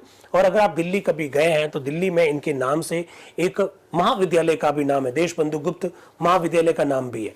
देशबंधु गुप्त ही वो व्यक्ति थे जिन्होंने संविधान सभा में दिल्ली के लिए विशेष प्रावधान की मांग रखी थी। और वही विशेष प्रावधान की जो मांग रखी बाद में 69th कॉन्स्टिट्यूशनल अमेंडमेंट के रूप में हमारे सामने आता है और दिल्ली में विधानसभा गठित होती है, दिल्ली में उपराज्यपाल आते हैं, दिल्ली में मंत्री परिषद बनती है। ये सारी बातें 69th कॉन्स्टिट्यूशनल अमेंडमेंट के द्वारा हुई। इन सब के पीछे कहीं ना कहीं देशबंधु गुप्त है। उन्होंने संविधान सभा में इस तरह से बातें कही थी। उन्हीं देशबंधु गुप्त जी के बारे में अब हम चर्चा करने जा रहे हैं कि उन्होंने आज इस अनुच्छेद पर अपने क्या विचार रखे थे। यूट्यूब पर क्या चल रहा है? सर जी, लोकसभा और विधानसभा में आरक्षण सीटें कितने वर्ष बदल जाती है? अरे तो परिसीमन करता है ना भाई, 2026 तक परिसीमन हो रखा है। 2026 में नया परिसीमन आयोग बनेगा, वो बताएगा। परिसीमन आयोग 2002 में गठित हुआ था जस्टिस कुलदीप सिंह जी की अध्यक्षता में। ये सब परिसीमन आयोग करता है।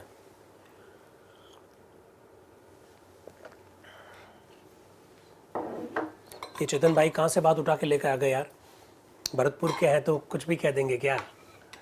कहां से लाए चेतन भाई ये बात? जरा बताओ तो, मुझे भी बताओ यार।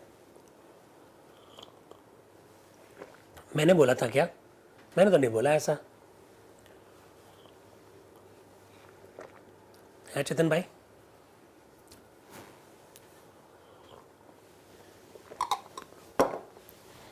चलिए आगे बढ़ाते हैं। मैंने बोला था, चेतन भाई कह रहे, कोई बात नहीं, भरतपुर के लोग कह रहे तो बड़ा सम्मान करना पड़ेगा भाई। चलिए चलिए आगे चलते हैं। देशबंधु गुप्त जी क्या कह रहे हैं? दिल्ली से है जनाब वाइस प्रेसिडेंट साहब, मैं उस हाउस की आर्टिकल 67 के पार्ट बी और सी की तरफ से खास तौर पर मजबूर कराना चाहता हूं। मेरे लायक दोस्त पंडित ठाकुरदास भार्गव ने इस तरफ अभी अभी हाउस का ध्यान खींचा था और बतलाया था कि अगर हम पिछली जो जनगणना के इनकी जो शब्दावली है वो हिंदुस्तानी भाषा है, इसलिए मैं अपनी लैंग्वेज में ट्रांसलेट करके बता रहा हूं। जैसे फॉर एग्जांपल देखो क्या बुरा ने बोला, पार्ट बी और सी की तरफ से खास तौर पर मजबूर कराना चाहता हूं। अब आप मजबूर, फिर अभी अभी हाउस की तवज्जो खींची है, फिर अगर पिछली मर्दम शुमारी आदादा शुमार, ये क्या है? आपको हिंदुस्तानी शब्दावली इस प्रकार की समझ में नहीं आएगी, इसलिए मैं कोशिश करता हूं कि जो हिंदी के उनके जो नजदीकी शब्द है वो रख लूं मैं आपके सामने। वो कह रहे हैं आप फैसला करें कि इसके कितने नुमाइंदे होने चाहिए। तो पंजाब, वेस्ट बंगाल, दिल्ली में इसका असर बहुत गलत होगा। आप जानते हैं पंजाब का विभाजन हुआ, बंगाल का विभाजन हुआ, कुछ लोग इधर से आए उधर गए, कुछ लोग उधर से इधर आए। दिल्ली के बारे में चूंकि देशबंधु गुप्त दिल्ली का प्रतिनिधित्व करते हैं, दिल्ली के बारे में वो कहते हैं दिल्ली में भारी संख्या में विस्थापित लोग आए थे, तो इसलिए दिल्ली में आप जब दिल्ली के लिए जब लोकसभा की सीटें दें तो आप कौन सी जनगणना काउंट करेंगे? अगर आपने पूर्ववर्ती जनगणना काउंट कर ली 1941 वाली तो हमारे लिए तो बड़ी समस्या हो जाएगी, क्योंकि दिल्ली में 1941 में जो जनसंख्या थी और 1947 में जो भारत का विभाजन होने के फलस्वरूप जो बड़ी भारी संख्या में जो विस्थापित आए, तो हमारी जनसंख्या कुछ और है और 1941 की जनसंख्या के आंकड़े कुछ और है, ऐसा देशबंधु गुप्त कहना चाहते हैं। वो कह रहे हैं जहां तक दिल्ली का ताल्लुक है, मैं समझता हूं कि ये एक एडमिटेड फैक्ट है कि दिल्ली उन शहरों में से है जिनकी आबादी रिफ्यूजी की वजह से, शरणार्थियों की वजह से बहुत ज्यादा बढ़ गई है। पिछली जनगणना के मुताबिक दिल्ली के सारे प्रोविंस की आबादी 9 लाख के करीब थी और इस वक्त अंदाज किया जाता है कि दिल्ली की आबादी 19 लाख हो गई है।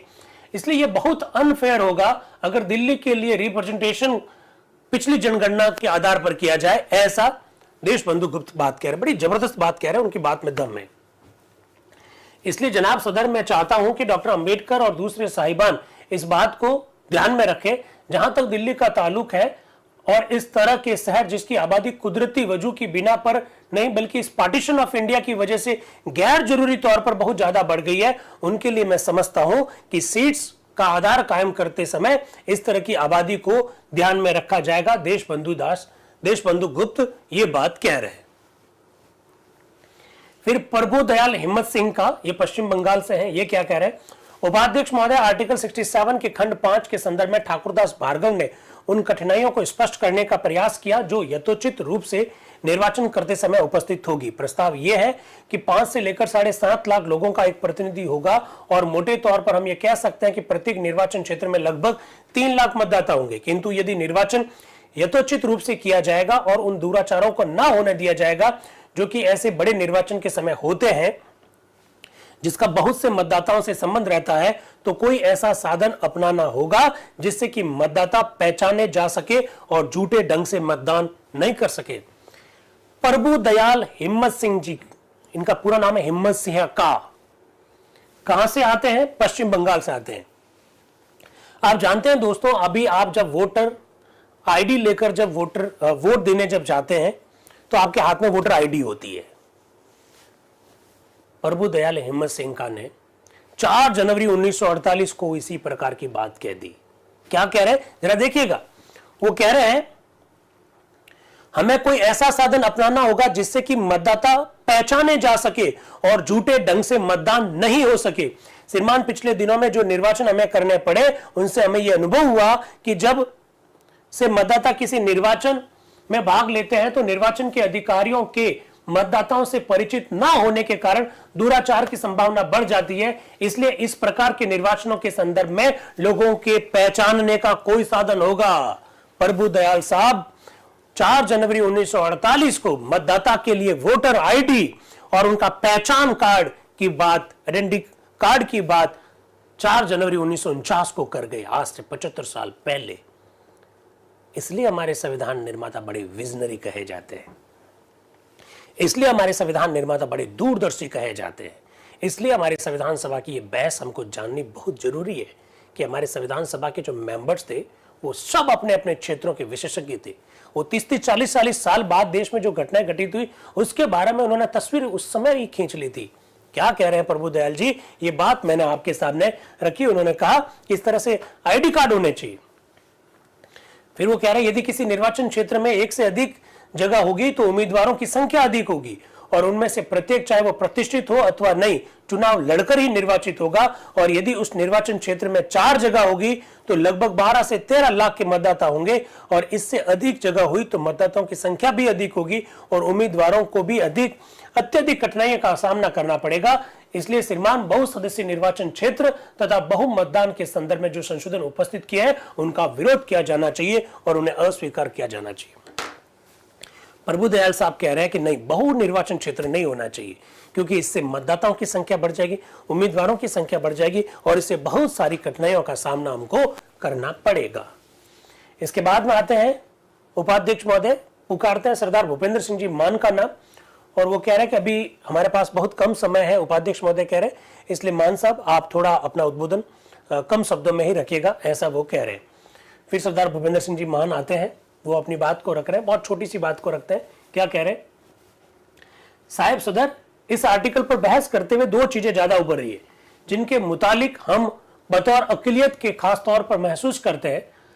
आपने अपनी पिछली बैठक में तरकीबन खुले तौर पर फैसला कर दिया था कि जहां तक माइनॉरिटीज का ताल्लुक है उन्हें रिजर्वेशन ऑफ सीट्स असूली तौर पर दिया गया था और इस चीज को मानते हुए आपने उन्हें दावत दी थी कि जो माइनॉरिटीज इस चीज को छोड़ना चाहे वो खुशी के साथ इसको छोड़ दें। लेकिन मैं महसूस करता हूं कि इस सवाल को नए सिरे से शुरू करते हुए इसमें दावत की कमी की गई है, बल्कि उस चीज को छीना जा रहा है। मैं नहीं समझता कि अभी इतनी कौन सी जल्दी है कि इसको फौरन बदला जाए और वह हक जो अपने हमें पिछली बैठकों में दिया हमसे छीना जाए। मैं इस चीज को समझ सकता हूं कि जब 10 साल का अरसा गुजर जाए और माइनॉरिटीज ये महसूस करें कि अक्सरियत ने उनका एतमाद पूरे तौर पर हासिल कर लिया तो वो खुद इस हक को छोड़ देंगे।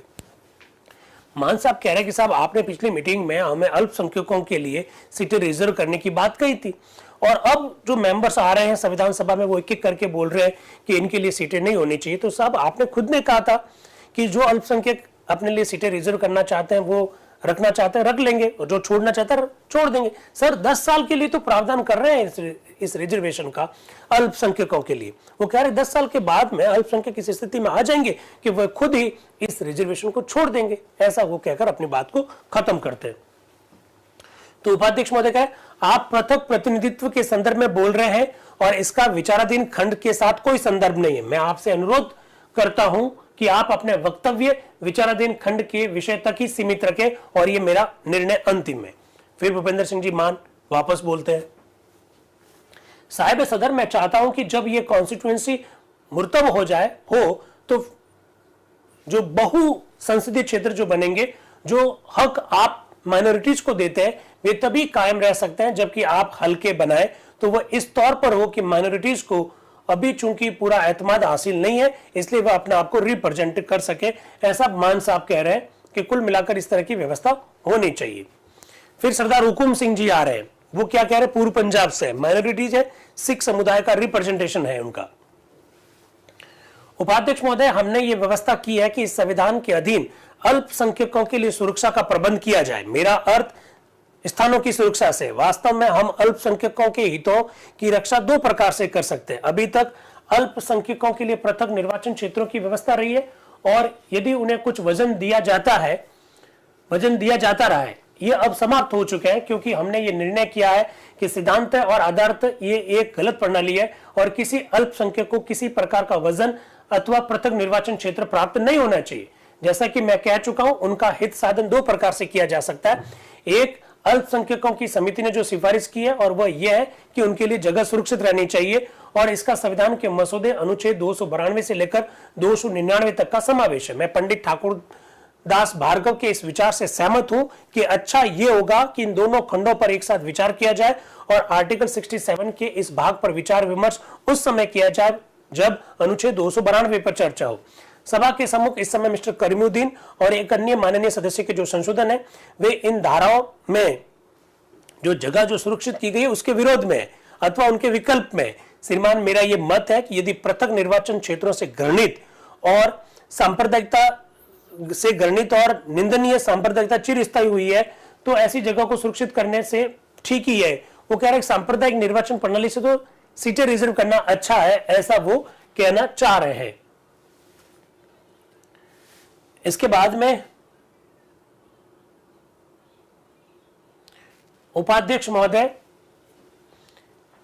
और सरदार हुकुम सिंह जी के बीच में कुछ वार्तालाप होती है, दिखाई दे सकते हैं। इसके बाद में नया नाम पुकारा गया VI मुन्नी स्वामी पिल्ले, जो कि मद्रास से है। वो जैसे ही बोलने के लिए खड़े हुए तो उपाध्यक्ष महोदय कह रहे कम से कम समय में बोलिए आप। तो VI मुन्नी स्वामी पिल्ले क्या कह रहे हैं जरा देखिए। श्रीमान अनुच्छेद 67 का समर्थन करते हुए मैं ये कह सकता हूं कि मैं उपखंड 6 का विशेष रूप से स्वागत करता हूं क्योंकि इसमें वयस्क मताधिकार की व्यवस्था है। अनुसूचित जातियों की ओर से बोलते हुए मैं कह सकता हूं कि इस समय जबकि हमने इस देश के लिए स्वतंत्रता प्राप्त की है, इस प्रकार के निर्वाचन की बहुत आवश्यकता है। पूना के पैक्ट के अनुसार अनुसूचित जातियों को 2 प्रकार के चुनाव स्वीकार करने पड़े थे, अर्थात प्रारंभिक चुनाव और सामान्य चुनाव। मैं ये जानता हूं कि इससे उम्मीदवारों को वास्तव में बहुत असुविधा का सामना करना पड़ा, ऐसा वो कह रहे हैं। इस अनुच्छेद पर बोलते हुए एक सदस्य महोदय ने यह कहा था कि अल्पसंख्यकों के लिए जगह सुरक्षित रखने की व्यवस्था समाप्त कर देनी चाहिए।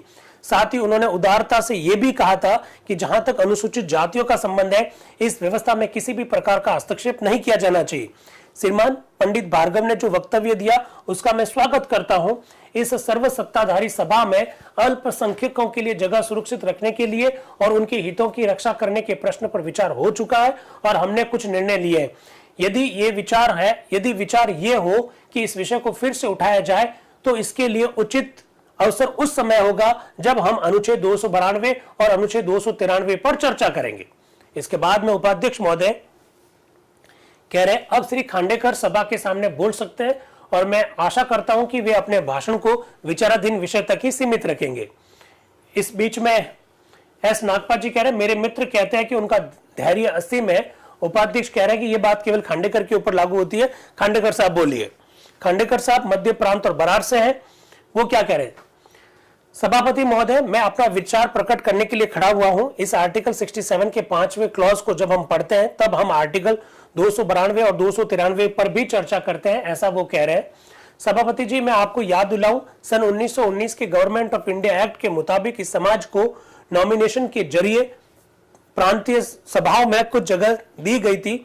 जब राउंड टेबल कॉन्फ्रेंस हुई और जो राउंड टेबल कॉन्फ्रेंस में हमारे प्रतिनिधि हाजिर थे, उन्होंने इस समाज के लिए सुरक्षित जगह रखने की मांग की थी।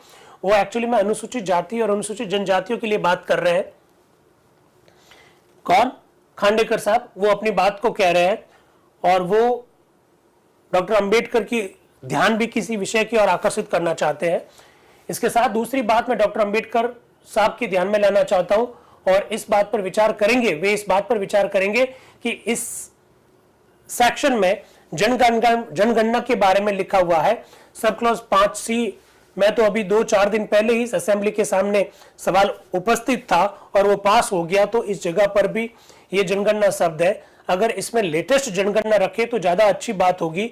और मैं इस चीज को क्यों कहता हूं, इसका साफ कारण है कि अभी चुनाव होगा, आर्टिकल 292 के मुताबिक उसमें माइनॉरिटीज के लोगों को रिजर्वेशन से कुछ सीट दी जाने वाली है। कुल मिलाकर ये चर्चा जो चल रही है, लोकसभा में जो सीट्स होगी SC और ST के लिए और माइनॉरिटीज के लिए, उस संदर्भ में चर्चा चल रही है। और खांडेकर साहब कह रहे हैं कि इन शब्दों के साथ मैं इस आर्टिकल का समर्थन करता हूं और काजी करीमुद्दीन साहब का जो अमेंडमेंट है मैं उसका विरोध करता हूं, ऐसा खांडेकर साहब कह रहे हैं। इसके बाद में विश्वनाथ दास आते हैं उड़ीसा के। श्रीमान, मैं भी इस अनुच्छेद का समर्थन करने के लिए खड़ा हुआ हूं, ऐसा वो कह रहे हैं। कौन? विश्वनाथ दास, जो कि उड़ीसा से आते हैं। उन्होंने भी इसका इन्होंने भी इसका समर्थन किया, इस अनुच्छेद का समर्थन किया। इसके बाद में आते हैं हसरत मोहानी जी। हसरत मोहानी जी क्या कह रहे हैं, जरा देखिएगा। जनाबे आली, मुझे इस सेक्शन 67 के मुतालिक कुछ नहीं बोलना था, लेकिन एक चीज इसके दरमियान में आ गई जिसकी वजह से मेरे लिए यह लाजमी हो गया कि मैं भी कुछ बोलूं। तो एस नागपा जी कह रहे हैं मौलाना अंग्रेजी में बोल सकते हैं तो उनको अंग्रेजी में बोलना चाहिए। तो उपाध्यक्ष कह रहे हैं कि क्या माननीय सदस्य अंग्रेजी में नहीं बोल सकते? तो हसरत मोहानी जी ने कहा भाई मुझे अंग्रेजी में बोलने के लिए प्रयास करना पड़ेगा, इसलिए मेरे लिए हिंदुस्तानी भाषा ही ठीक रहती है। उपाध्यक्ष कह रहे हैं कोई बात नहीं, हमें इसमें दिलचस्पी नहीं है कि आप कौन सी भाषा का प्रयोग कर रहे हैं, हमें तो इसमें दिलचस्पी है कि आपके विचार इस विषय पर क्या है। तो हसरत मोहानी जी क्या कह रहे हैं, वो कह रहे हैं, जरा देखिएगा, वो अनुच्छेद 292 और 293 के संदर्भ में बात कर रहे हैं। और अनुच्छेद 292 और अनुच्छेद 293 आप जानते हैं SC ST और अल्पसंख्यकों के आरक्षण के संदर्भ में मसौदा संविधान में अल्पसंख्यकों के आरक्षण के बारे में व्यवस्था की गई थी। हसरत मोहानी जी इसका विरोध करेंगे। हसरत मोहानी जी कहेंगे अल्पसंख्यकों के लिए आरक्षण नहीं होना चाहिए। वो क्या कह रहे हैं, जरा देखिएगा। इस दस्तूर की दफा 292 और 293 के कायदों का लिहाज रखते हुए ऐवान आम में रियासती इलाकों की आबादी के नुमाइंदे होंगे जिनकी तादाद 500 से ज्यादा होगी और इनकी राय देने वाले वरा राष्ट्र इंतखाब करेंगे, ऐसा वो हिंदुस्तानी में बोल रहे हैं। और 293 एक ऐसी चीज है जिसका मानना यह है कि माइनॉरिटीज के लिए सीटें रिजर्व कर दी गई है, इसलिए मैं इस रिजर्वेशन ऑफ सीट्स का सख्त खिलाफ करता हूं। वो साफ साफ शब्दों में हसरत मोहानी जी कह रहे हैं कि मैं माइनॉरिटीज के लिए जो सीटें रिजर्व रखी गई है उसकी मैं विरोध करता हूं। वो कह रहे हैं ये किसी भी हालत में रिजर्वेशन नहीं होना चाहिए, इसलिए जब हमने ज्वाइंट इलेक्टोरेट और एडल्ट फ्रेंचाइज कर दिया है तो मैं ये कहता हूं अब रिजर्वेशन की कोई जरूरत नहीं है और ये दोनों साथ नहीं चल सकते। जब आप ज्वाइंट इलेक्टोरेट करेंगे तो इसका मानना यह है कि शख्स को यह हक है कि जितनी सीट्स हो हर एक सीट से खड़ा हो जाएगा और कंटेस्ट कर सकेगा। अगर आप महदूद करते हैं कम्युनल बेसिस पर, जैसा कि आपने कहा है कि मुसलमान माइनॉरिटीज में है इसलिए उनको रिजर्वेशन देना चाहिए, शेड्यूल कास्ट के लिए तो मैं ये मान सकता हूं। और अभी मेरे एक दोस्त ने कहा है कि आप इनको रिजर्वेशन नहीं देना चाहते, मुसलमानों को आप माइनॉरिटीज क्यों कहते हैं? हसरत मोहानी जी ने कहा आप मुसलमानों को माइनॉरिटीज क्यों कहते हैं? ऐसा हसरत मोहानी जी ने कहा। वो कह रहे हैं मुसलमान माइनॉरिटीज में उस वक्त हो सकते हैं जिस वक्त वो कम्युनल बाड़े के तौर पर काम करे। जिस वक्त मुसलमान मुस्लिम लीग में शरीक थे उस वक्त वे माइनॉरिटीज में थे। लेकिन अगर आप ये समझेंगे कि if they elect to form a political party without any restriction leaving it open to any community, अगर वे कोई सियासी पार्टी कायम करना चाहते हैं, स्थापित करना चाहते हैं और उसमें दाखिल होने के लिए किसी भी कौम के लिए कोई पाबंदी नहीं है तो मुसलमान कैसे माइनॉरिटीज हो गए? वो कह रहे हैं मुसलमान उस समय माइनॉरिटी में थे जब वे मुस्लिम लीग में थे। आगे क्या कह रहे हैं, आप इस बात को याद रखें कि जिस वक्त पॉलिटिकल पार्टियां बनेगी तो मुसलमान कोalition करके चुनाव लड़ेंगे। उस वक्त मैं कहता हूं कि मुसलमान माइनॉरिटी में नहीं होंगे। मुसलमानों के लिए कहना कि वो माइनॉरिटी में है उनकी सख्त तौहीन करना है। हसरत मोहानी जी कह रहे हैं कि मुसलमानों के लिए यह कहना कि वो माइनॉरिटी में है, उनकी तौहीन करना है, उनका अपमान करना है। मैं इसको 1 मिनट के लिए भी बर्दाश्त नहीं कर सकता, ऐसा हसरत मोहानी जी कह रहे हैं। मुझसे कई मेंबर से बातचीत हुई, उन्होंने मुझसे कहा कि हम मुसलमानों को जेनरसिटी के आधार पर रिजर्वेशन दे रहे हैं। मैं कहता हूं, आपसे कौन कहता है कि आप ये जेनरसिटी कीजिए? Muslim will become part of the majority party and they will become majority. मुसलमान अक्सरियत वाली पार्टी का हिस्सा हो जाएंगे और वे अक्सरियत ही बन जाएंगे। हम आपसे जेनरसिटी या कंसेशन नहीं चाहते हैं और ना कोई मुसलमान चाहता है, ऐसा हसरत मोहानी जी कह रहे हैं। फिर वो कह रहे हैं, concession to whom? We refuse to accept any concession. आप हमें छूट क्यों देना चाहते हैं? हम सभी प्रकार की छूट का विरोध करते हैं। अगर मेजॉरिटी पार्टी या कांग्रेस पार्टी ने रिजर्वेशन ऑफ सीट्स को मंजूर किया तो इसका यह दावा गलत हो जाएगा कि हम पंथ निरपेक्ष राज्य बनाना चाहते हैं। हम कम्युनलिज्म को खत्म कर दिया है। मैं कहता हूं कि आपने कम्युनलिज्म को नहीं खत्म किया। इसका सबूत यह है कि मुसलमान 14% है और हिंदू 86% है। आपके दिमाग में अभी तक यही खिनास है कि मुसलमान 14% है, उनका रिजर्वेशन कर दिया जाए। साफ शब्दों में हसरत मोहानी जी कह रहे हैं, हम माइनॉरिटी है ही नहीं। हम माइनॉरिटी पहले कभी थे जब हम मुस्लिम लीग में थे, अब तो हमें चुनाव में वयस्क मताधिकार के माध्यम से भागीदारी तक अवसर मिलेगा, तो हम माइनॉरिटी नहीं है, ऐसा वो कह रहे हैं। मैं समझता हूं कि रिजर्वेशन ऑफ सीट्स का सवाल मुसलमानों के लिए ये सिर्फ उन नेशनलिस्ट मुसलमानों का द्वारा उठाया हुआ है जो कांग्रेस और आपके गुलाम थे, ऐसा वो कह रहे हैं। आप ये सीट्स उन्हीं के लिए रिजर्व करना चाहते हैं और ये सीट्स 14 या 15% उन्हीं के लिए रिजर्व कर दी जाएगी जो उनको सबसे पहले मिल जाएगी। मुसलमान कोalition करेंगे और आपके ख्याल को बातिल कर देंगे और उस वक्त मेरा दावा है कि मुसलमान माइनॉरिटी में नहीं रहेंगे, ऐसा हसरत मोहानी जी कह रहे हैं। इसके बाद में आते हैं ज्ञानी गुरुमुख सिंह मुसाफिर। सभापति जी, मेरा आज बोलने का इरादा नहीं था, मगर एक जरूरी सवाल जैर बहस में है जिस पर मैं अपनी राय देना चाहता हूं, इसलिए मैं आपका बड़ा मशकूर हूं कि आपने मुझे बोलने का मौका दिया। आर्टिकल 67 के मुतालिक इस वक्त 2 बातें जोर से बहस में आई है। एक जनगणना के संदर्भ में है और दूसरा कॉन्स्टिट्यूएंसी का सवाल है। इस आर्टिकल के क्लॉज 5 में अनुच्छेद 292 का जिक्र आया जो माइनॉरिटीज के क्वेश्चन के साथ डील करता है, इसलिए रिजर्वेशन का या माइनॉरिटीज का जिक्र यहाँ रिलेवेंट हो गया। मैं तो समझता हूं इस कॉन्स्टिट्यूशन से माइनॉरिटीज का चैप्टर ही उड़ा दिया जाए। गुरुमुख सिंह जी मुसाफिर कह रहे हैं, जो कि खुद सिख समुदाय से आते हैं, वो क्या कह रहे हैं जरा सुनिएगा। मैं तो समझता हूं इस कॉन्स्टिट्यूशन से माइनॉरिटीज का चैप्टर ही उड़ा दिया जाए, इसके बगैर देश का कल्याण होने वाला नहीं है। बाकी रह जाता है रिजर्वेशन का सवाल। इस सवाल पर जितना भी गौर किया जाए, इस नतीजे पर पहुंचना पड़ेगा कि पॉपुलेशन बेसिस पर रिजर्वेशन से माइनॉरिटीज का कोई फायदा नहीं है और खास तौर पर मैं समझता हूं कि सिखों को तो रिजर्वेशन से कोई फायदा नहीं है। फिजा ऐसी बन रही है कि मुझे डर है कि कहीं ये बात आखिर सिखों पर ना आ जाए कि वह रिजर्वेशन को ज्यादा चाहते हैं। मैं समझता हूं इस वक्त कई किस्म की बातें हो रही है, जो मसलत की बातें हैं और इस तरह दूसरी तरह की जो अक्सर ऐसे मौकों पर, जबकि इंटरिम पीरियड वेला है होती है, मैं इन बातों में ज्यादा नहीं जाता। मसलत के तौर पर हमारे रहनुमाओं के सामने कई बातें होगी, इसलिए भी मैं इन बातों को ज्यादा नहीं जाता। लेकिन मैं ये बात स्पष्ट तौर पर कहना चाहता हूं कि अगर हम कॉन्स्टिट्यूशन में रिजर्वेशन रह गया तो इसका बायस सिख नहीं होंगे। यानी मेरा कहने का मतलब यह है कि इस किस्म की रिजर्वेशन से सिखों को बिल्कुल कोई फायदा नहीं है। उनको रिजर्वेशन में बंद कर देना उनकी तमाम उन्नति को रोक देने के बराबर है। हाँ, मुझे हरिजनों और शेड्यूल कास्ट के मुताबिक ये जरूर ख्याल आता है, वो कहना चाहता है उनको रिजर्वेशन दिया जाना चाहिए, बाकी हम सिखों को रिजर्वेशन की कोई जरूरत नहीं है, ऐसा गुरुमुख सिंह मुसाफिर कह रहे हैं। वो कह रहे हैं अल्पसंख्यक के आधार पर रिजर्वेशन मत दीजिए। हाँ, अब लिंक इनको शेयर कर दीजिए। लिंक शेयर होते ही हमारे कई सारे मित्रों को सांस में सांस आने वाली है। आई सांस, यस, ये देखो ऑक्सीजन जा रही है, ये जा रही है ऑक्सीजन, ये देखो ऑक्सीजन आ गई। हाँ, लिंक शेयर कर दिया गया है।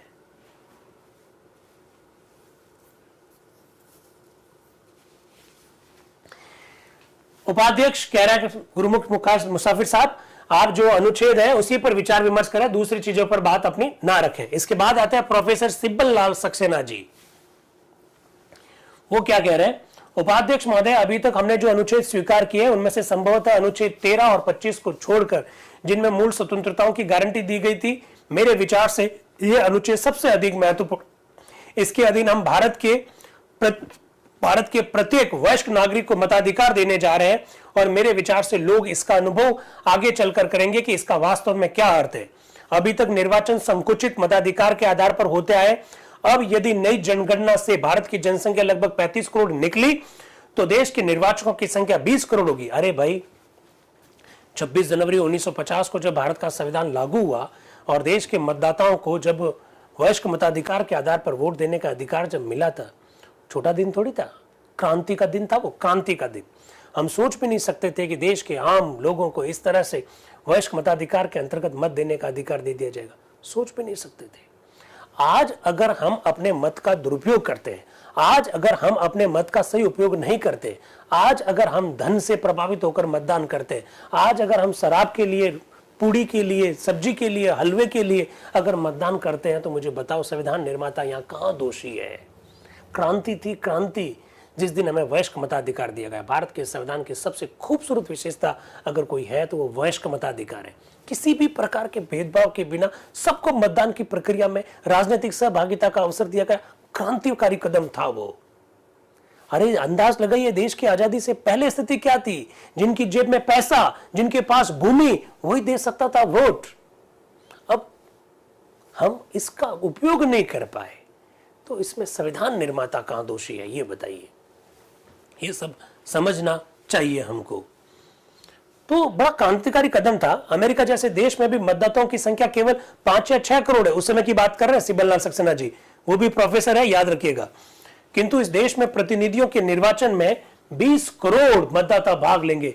मेरे विचार से सभी प्रौढ़ लोग यानी वयस्क लोगों को जिन खंडों द्वारा मताधिकार की गारंटी दी जा रही है वे संविधान के सबसे महत्वपूर्ण अंग है, ऐसा प्रोफेसर सिब्बल लाल सक्सेना जी कह रहे हैं। इसके कारण हम बहुत बड़े आशाएं करने लगे हैं और आज हम उस आदर्श का महत्व समझ रहे हैं जिसके लिए हम पिछले कई वर्षों से संघर्ष करते आए हैं।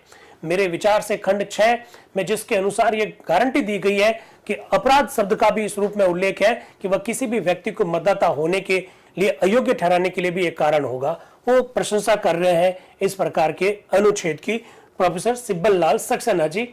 ये भी प्रोफेसर सिब्बल लाल सक्सेना भी प्रोफेसर है, जैसा मैंने कहा, जैसा प्रोफेसर केटी शाह है। तो ये बातें आपको मालूम होनी चाहिए। अब आ रहे हैं एम अनंत शामनम आयंगर साहब।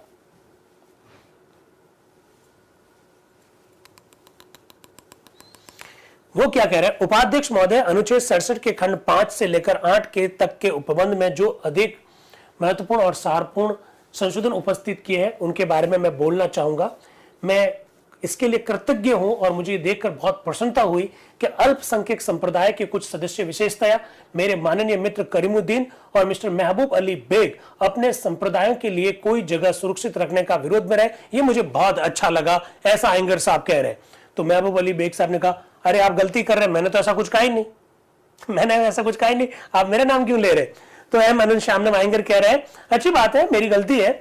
जहां तक मेरे मित्र करीमुद्दीन का संदर्भ है, वे किसी प्रकार से जगह को सुरक्षित रखना नहीं चाहते हैं, वो आरक्षण नहीं चाहते माइनॉरिटीज के आधार पर। उसके स्थान पर वे चाहते हैं कि निर्वाचन सामूहिक मतदान द्वारा आनुपातिक प्रतिनिधित्व की प्रणाली के अनुसार हो। मिस्टर महबूब अली बेग प्रत्यक्षता दोनों हाथों में लड्डू चाहते हैं। मैं उनकी बातों के संदर्भ में बोलूंगा। अनुच्छेद 292 293 में जो सुरक्षा तय कर रखी है, मतलब जो रिजर्वेशन दिया गया, अधिकांश लोग इसके विरोध में। मैं भी ये देखता हूं कि अनुसूचित जातियों को छोड़कर अन्य लोगों के संदर्भ में इस अनुच्छेद में जो प्रावधान है उसके बारे में ऐसे सदस्यों का जो अल्पसंख्यक समुदाय के हैं, यह मत है कि जगह इस प्रकार सुरक्षित नहीं रखी जानी चाहिए। वाह, आप देखेंगे कि संविधान सभा में अधिकांश अल्पसंख्यक सदस्य अल्पसंख्यकता के आधार पर लोकसभा में सीटों के रिजर्वेशन के विरोध में थे। हसरत मोहानी जी का नाम अभी लिया गया, गुरुमुख सिंह जी मुसाफिर साहब का भी नाम लिया गया। आप देख सकते हैं, उन्होंने कहा नहीं, हमको माइनॉरिटी के आधार पर आरक्षण नहीं चाहिए सदन में। मैं ये कहना चाह रहा हूं, ये सब चर्चा से मालूम पड़ेगा भाई, ये सब चर्चा से मालूम पड़ेगा। अब कभी कभी माइनॉरिटीज को आरक्षण देने की बात जब आती है, कोर्ट उसके ऊपर रोक लगा देता है। तो लोग कहते हैं ये रोक कैसे लगा दी? अरे रोक क्या लगा दी? हमारे संविधान सभा में इस प्रकार की बहस हुई कि हमको तो सदन में, लोकसभा में या विधानसभा में अल्पसंख्यक के आधार पर आरक्षण नहीं चाहिए। ये मैंने आपके सामने विचार रखे हैं। तो ये सब बातें अपने को मालूम होनी चाहिए। ये सब पर सब कैसे मालूम पड़ेगा? ये सब मालूम पड़ेगा संविधान सभा की बहस देखने से। हमको मेरे हिसाब से ये बहस बहुत ढंग से देखने की आवश्यकता है। फिर वो ठाकुरदास भार्गव जी ने जो बात कही थी, कौन सी, कि भाई जो साक्षर लोग हैं उनको वोट देने का अधिकार होना चाहिए और हमारे पास टाइम है कि हम इस दौरान जो हमारे निर्वाचक है, जो मतदाता है, 2-3 महीने में उनको साक्षर कर सकते हैं, क्योंकि चुनाव में अभी 1-2 साल का वक्त बाकी है। ऐसा ठाकुरदास भार्गव ने जो बात कही, उसके बारे में आयंगर साहब क्या कह रहे हैं, जरा देखते हैं।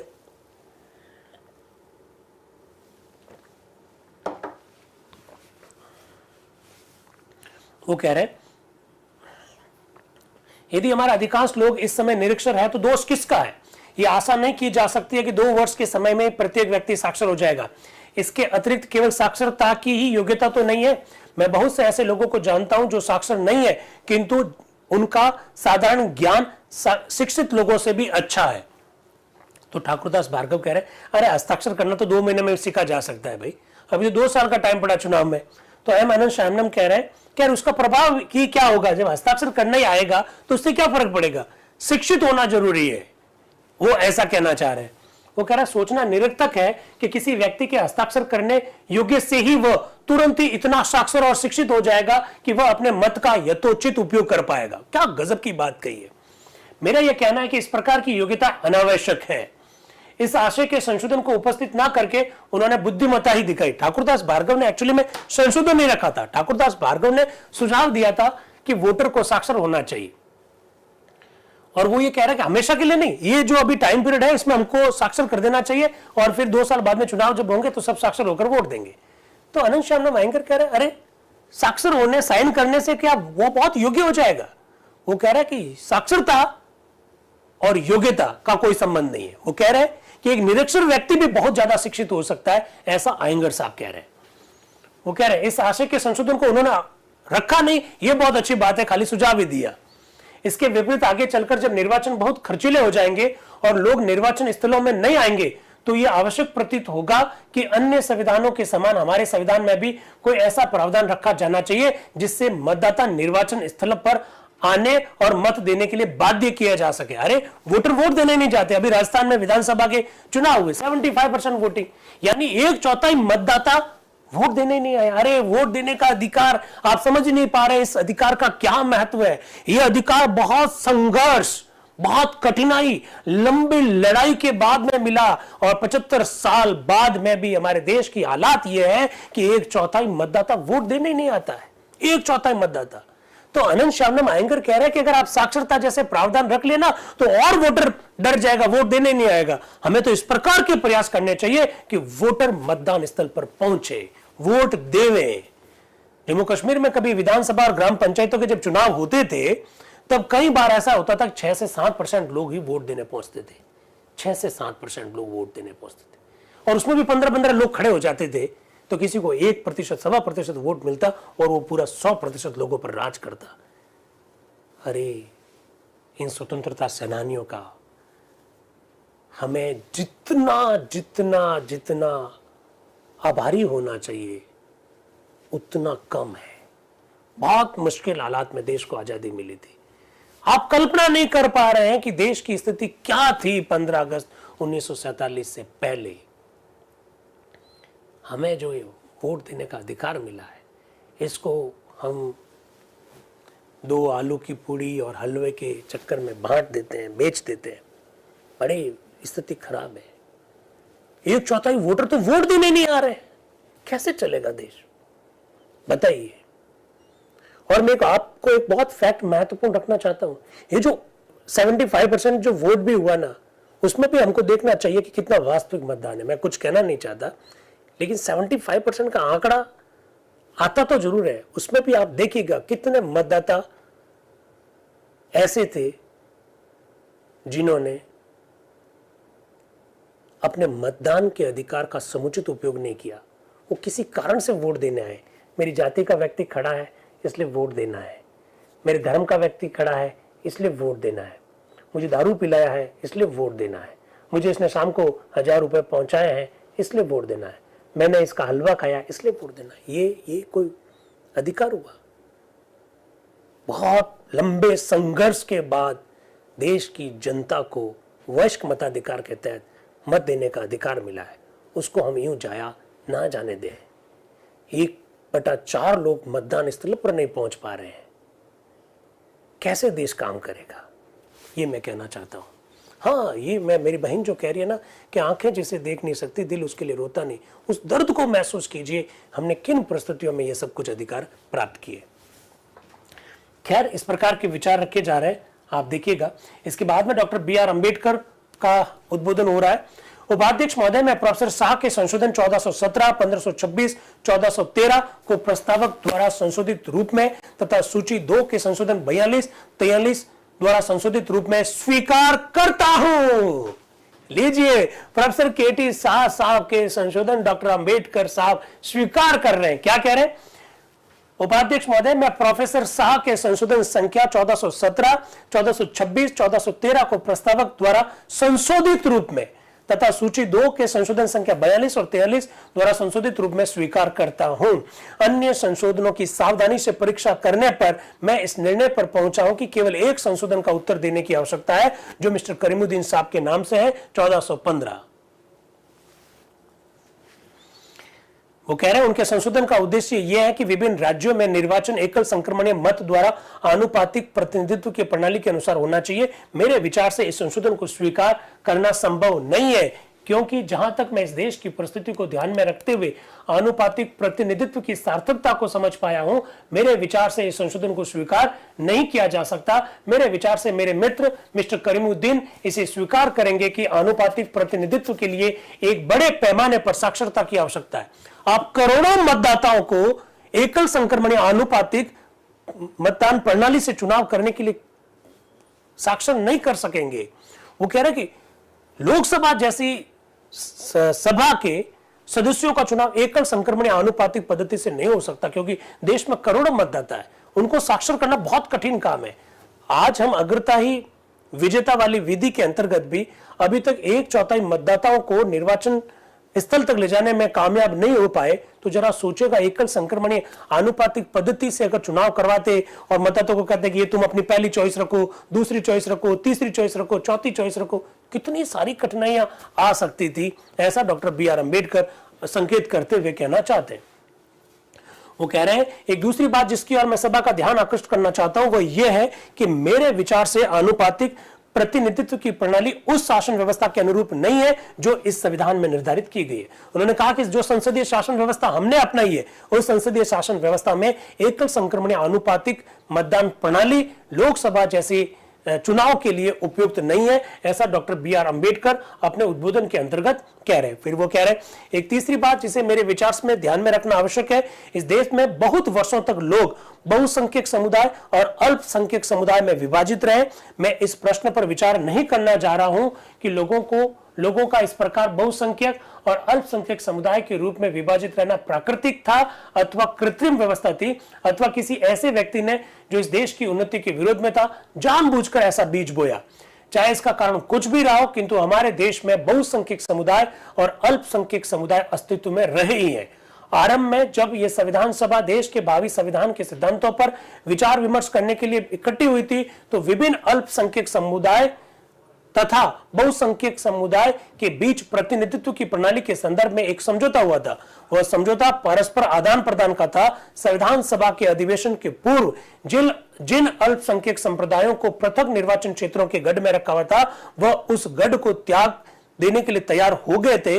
बहुसंख्यक संप्रदाय जो इस पर विश्वास करता था कि किसी विशेष संप्रदाय के लिए किसी प्रकार की जगह सुरक्षित ना रखी जानी चाहिए, इसके लिए राजी हो गया कि भले ही वो पृथक निर्वाचन क्षेत्रों की व्यवस्था से सहमत ना हो, परंतु वह जगह सुरक्षित रख के पृथक निर्वाचन क्षेत्रों की व्यवस्था के लिए सहमत हो जाएगा। डॉक्टर अंबेडकर ने अब जवाब दिया कि हमने अल्पसंख्यकों के लिए सीटें आरक्षित क्यों रखी थी।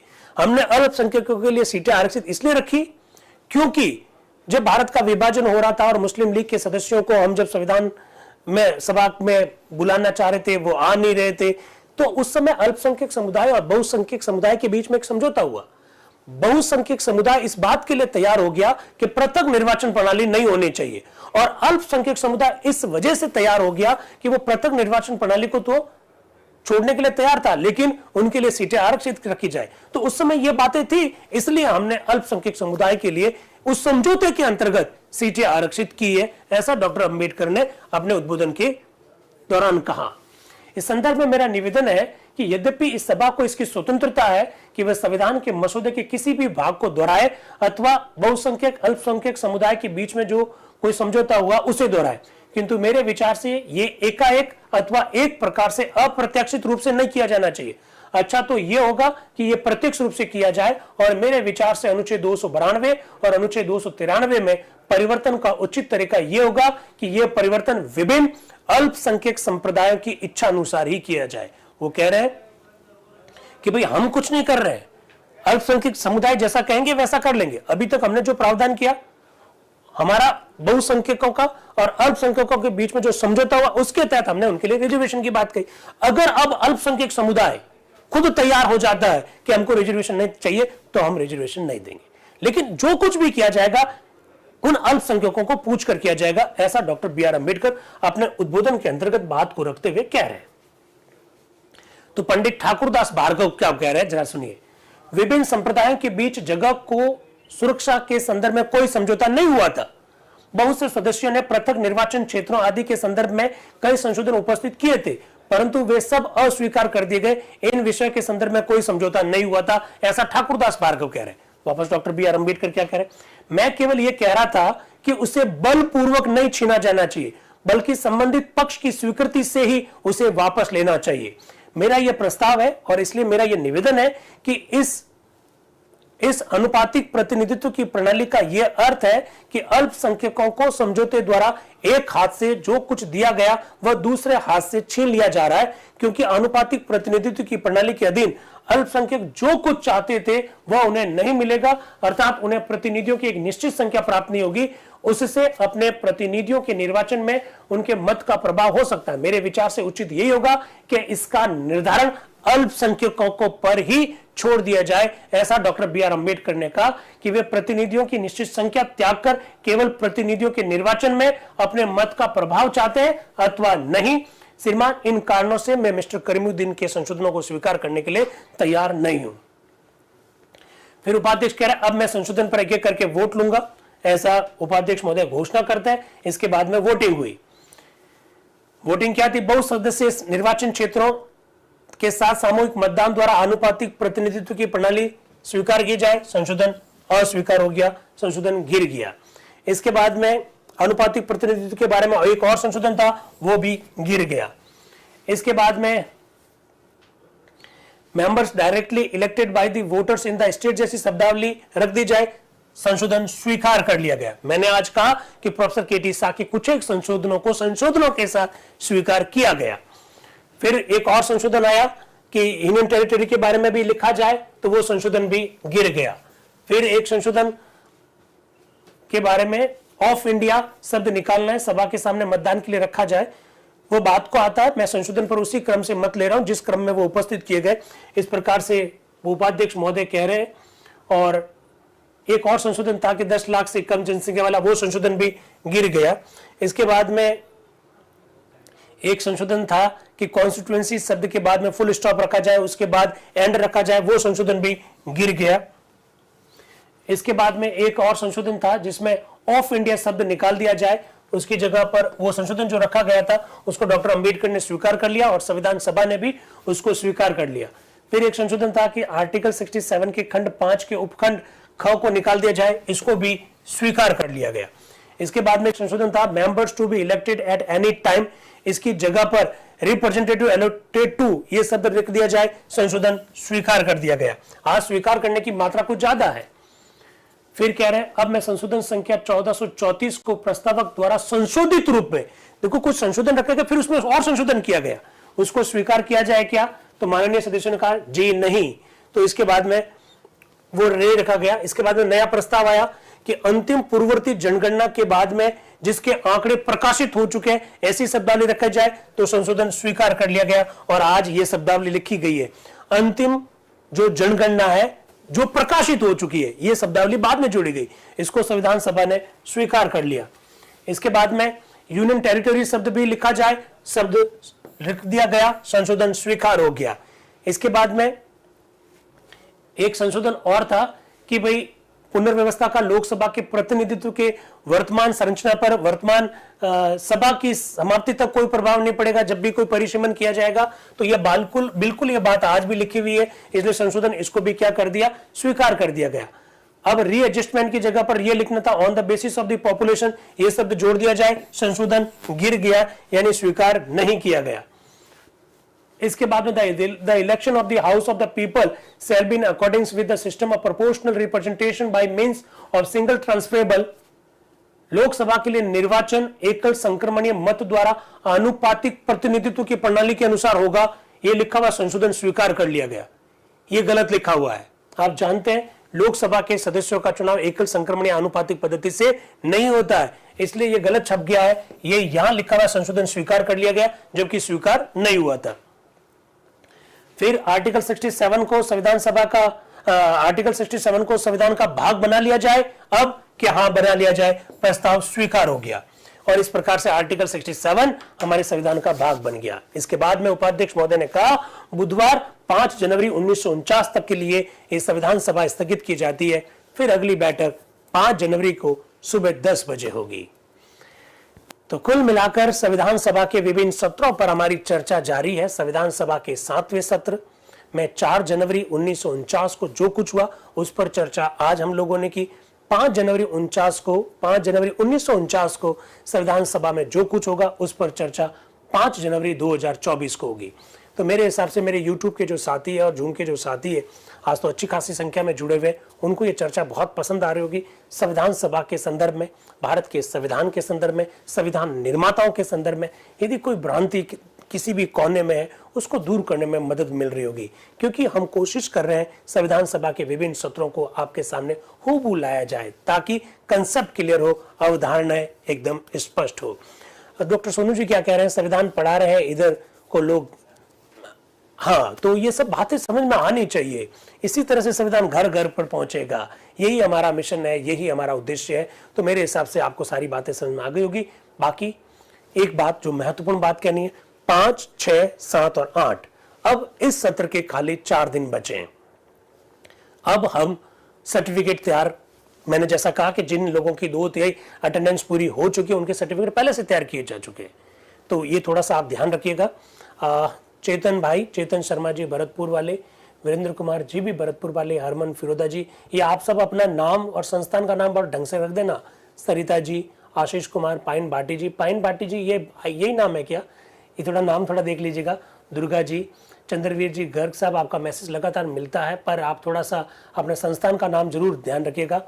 JR बाड़मेर वाले जो हैं, JR बामोर साहब, रमेश कुमार जी, गुड्डी जी, संगीता जी भादू, राहुल जी, ठीक है, आशा कुमारी जी, रक्षा मौर्य जी, प्रमोद कुमार जी, संदीप डूडी जी, विराट बगरिया जी, श्रीमन कृष्णा गोपाल जी, नरपत विराट जी, बेबी जी, किरण चोपड़ा जी, रोमा, ये रोमा तो नाम तो नहीं है मुझे मालूम है, ये मैंने आपको कई बार कहा, आप अपना नाम थोड़ा देखिएगा। भरत सिंह जी राठौड़ साहब, नीलेश कुमार जी, इन सबसे मेरा एक ही निवेदन है, नरपत विराट, मेरा इन सबसे मेरा निवेदन यही है कि थोड़ा अपना नाम और अपने संस्थान का नाम सही रख देना।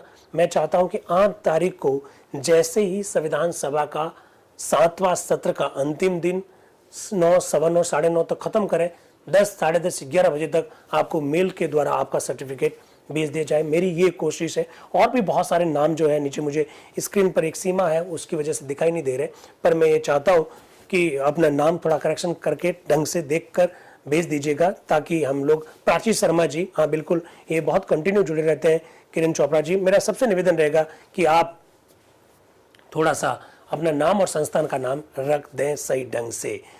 ठीक है, तो आज के लिए इतना काफी, बाकी सारी बातें हम करेंगे कल। Thank you very much and wish you all the best.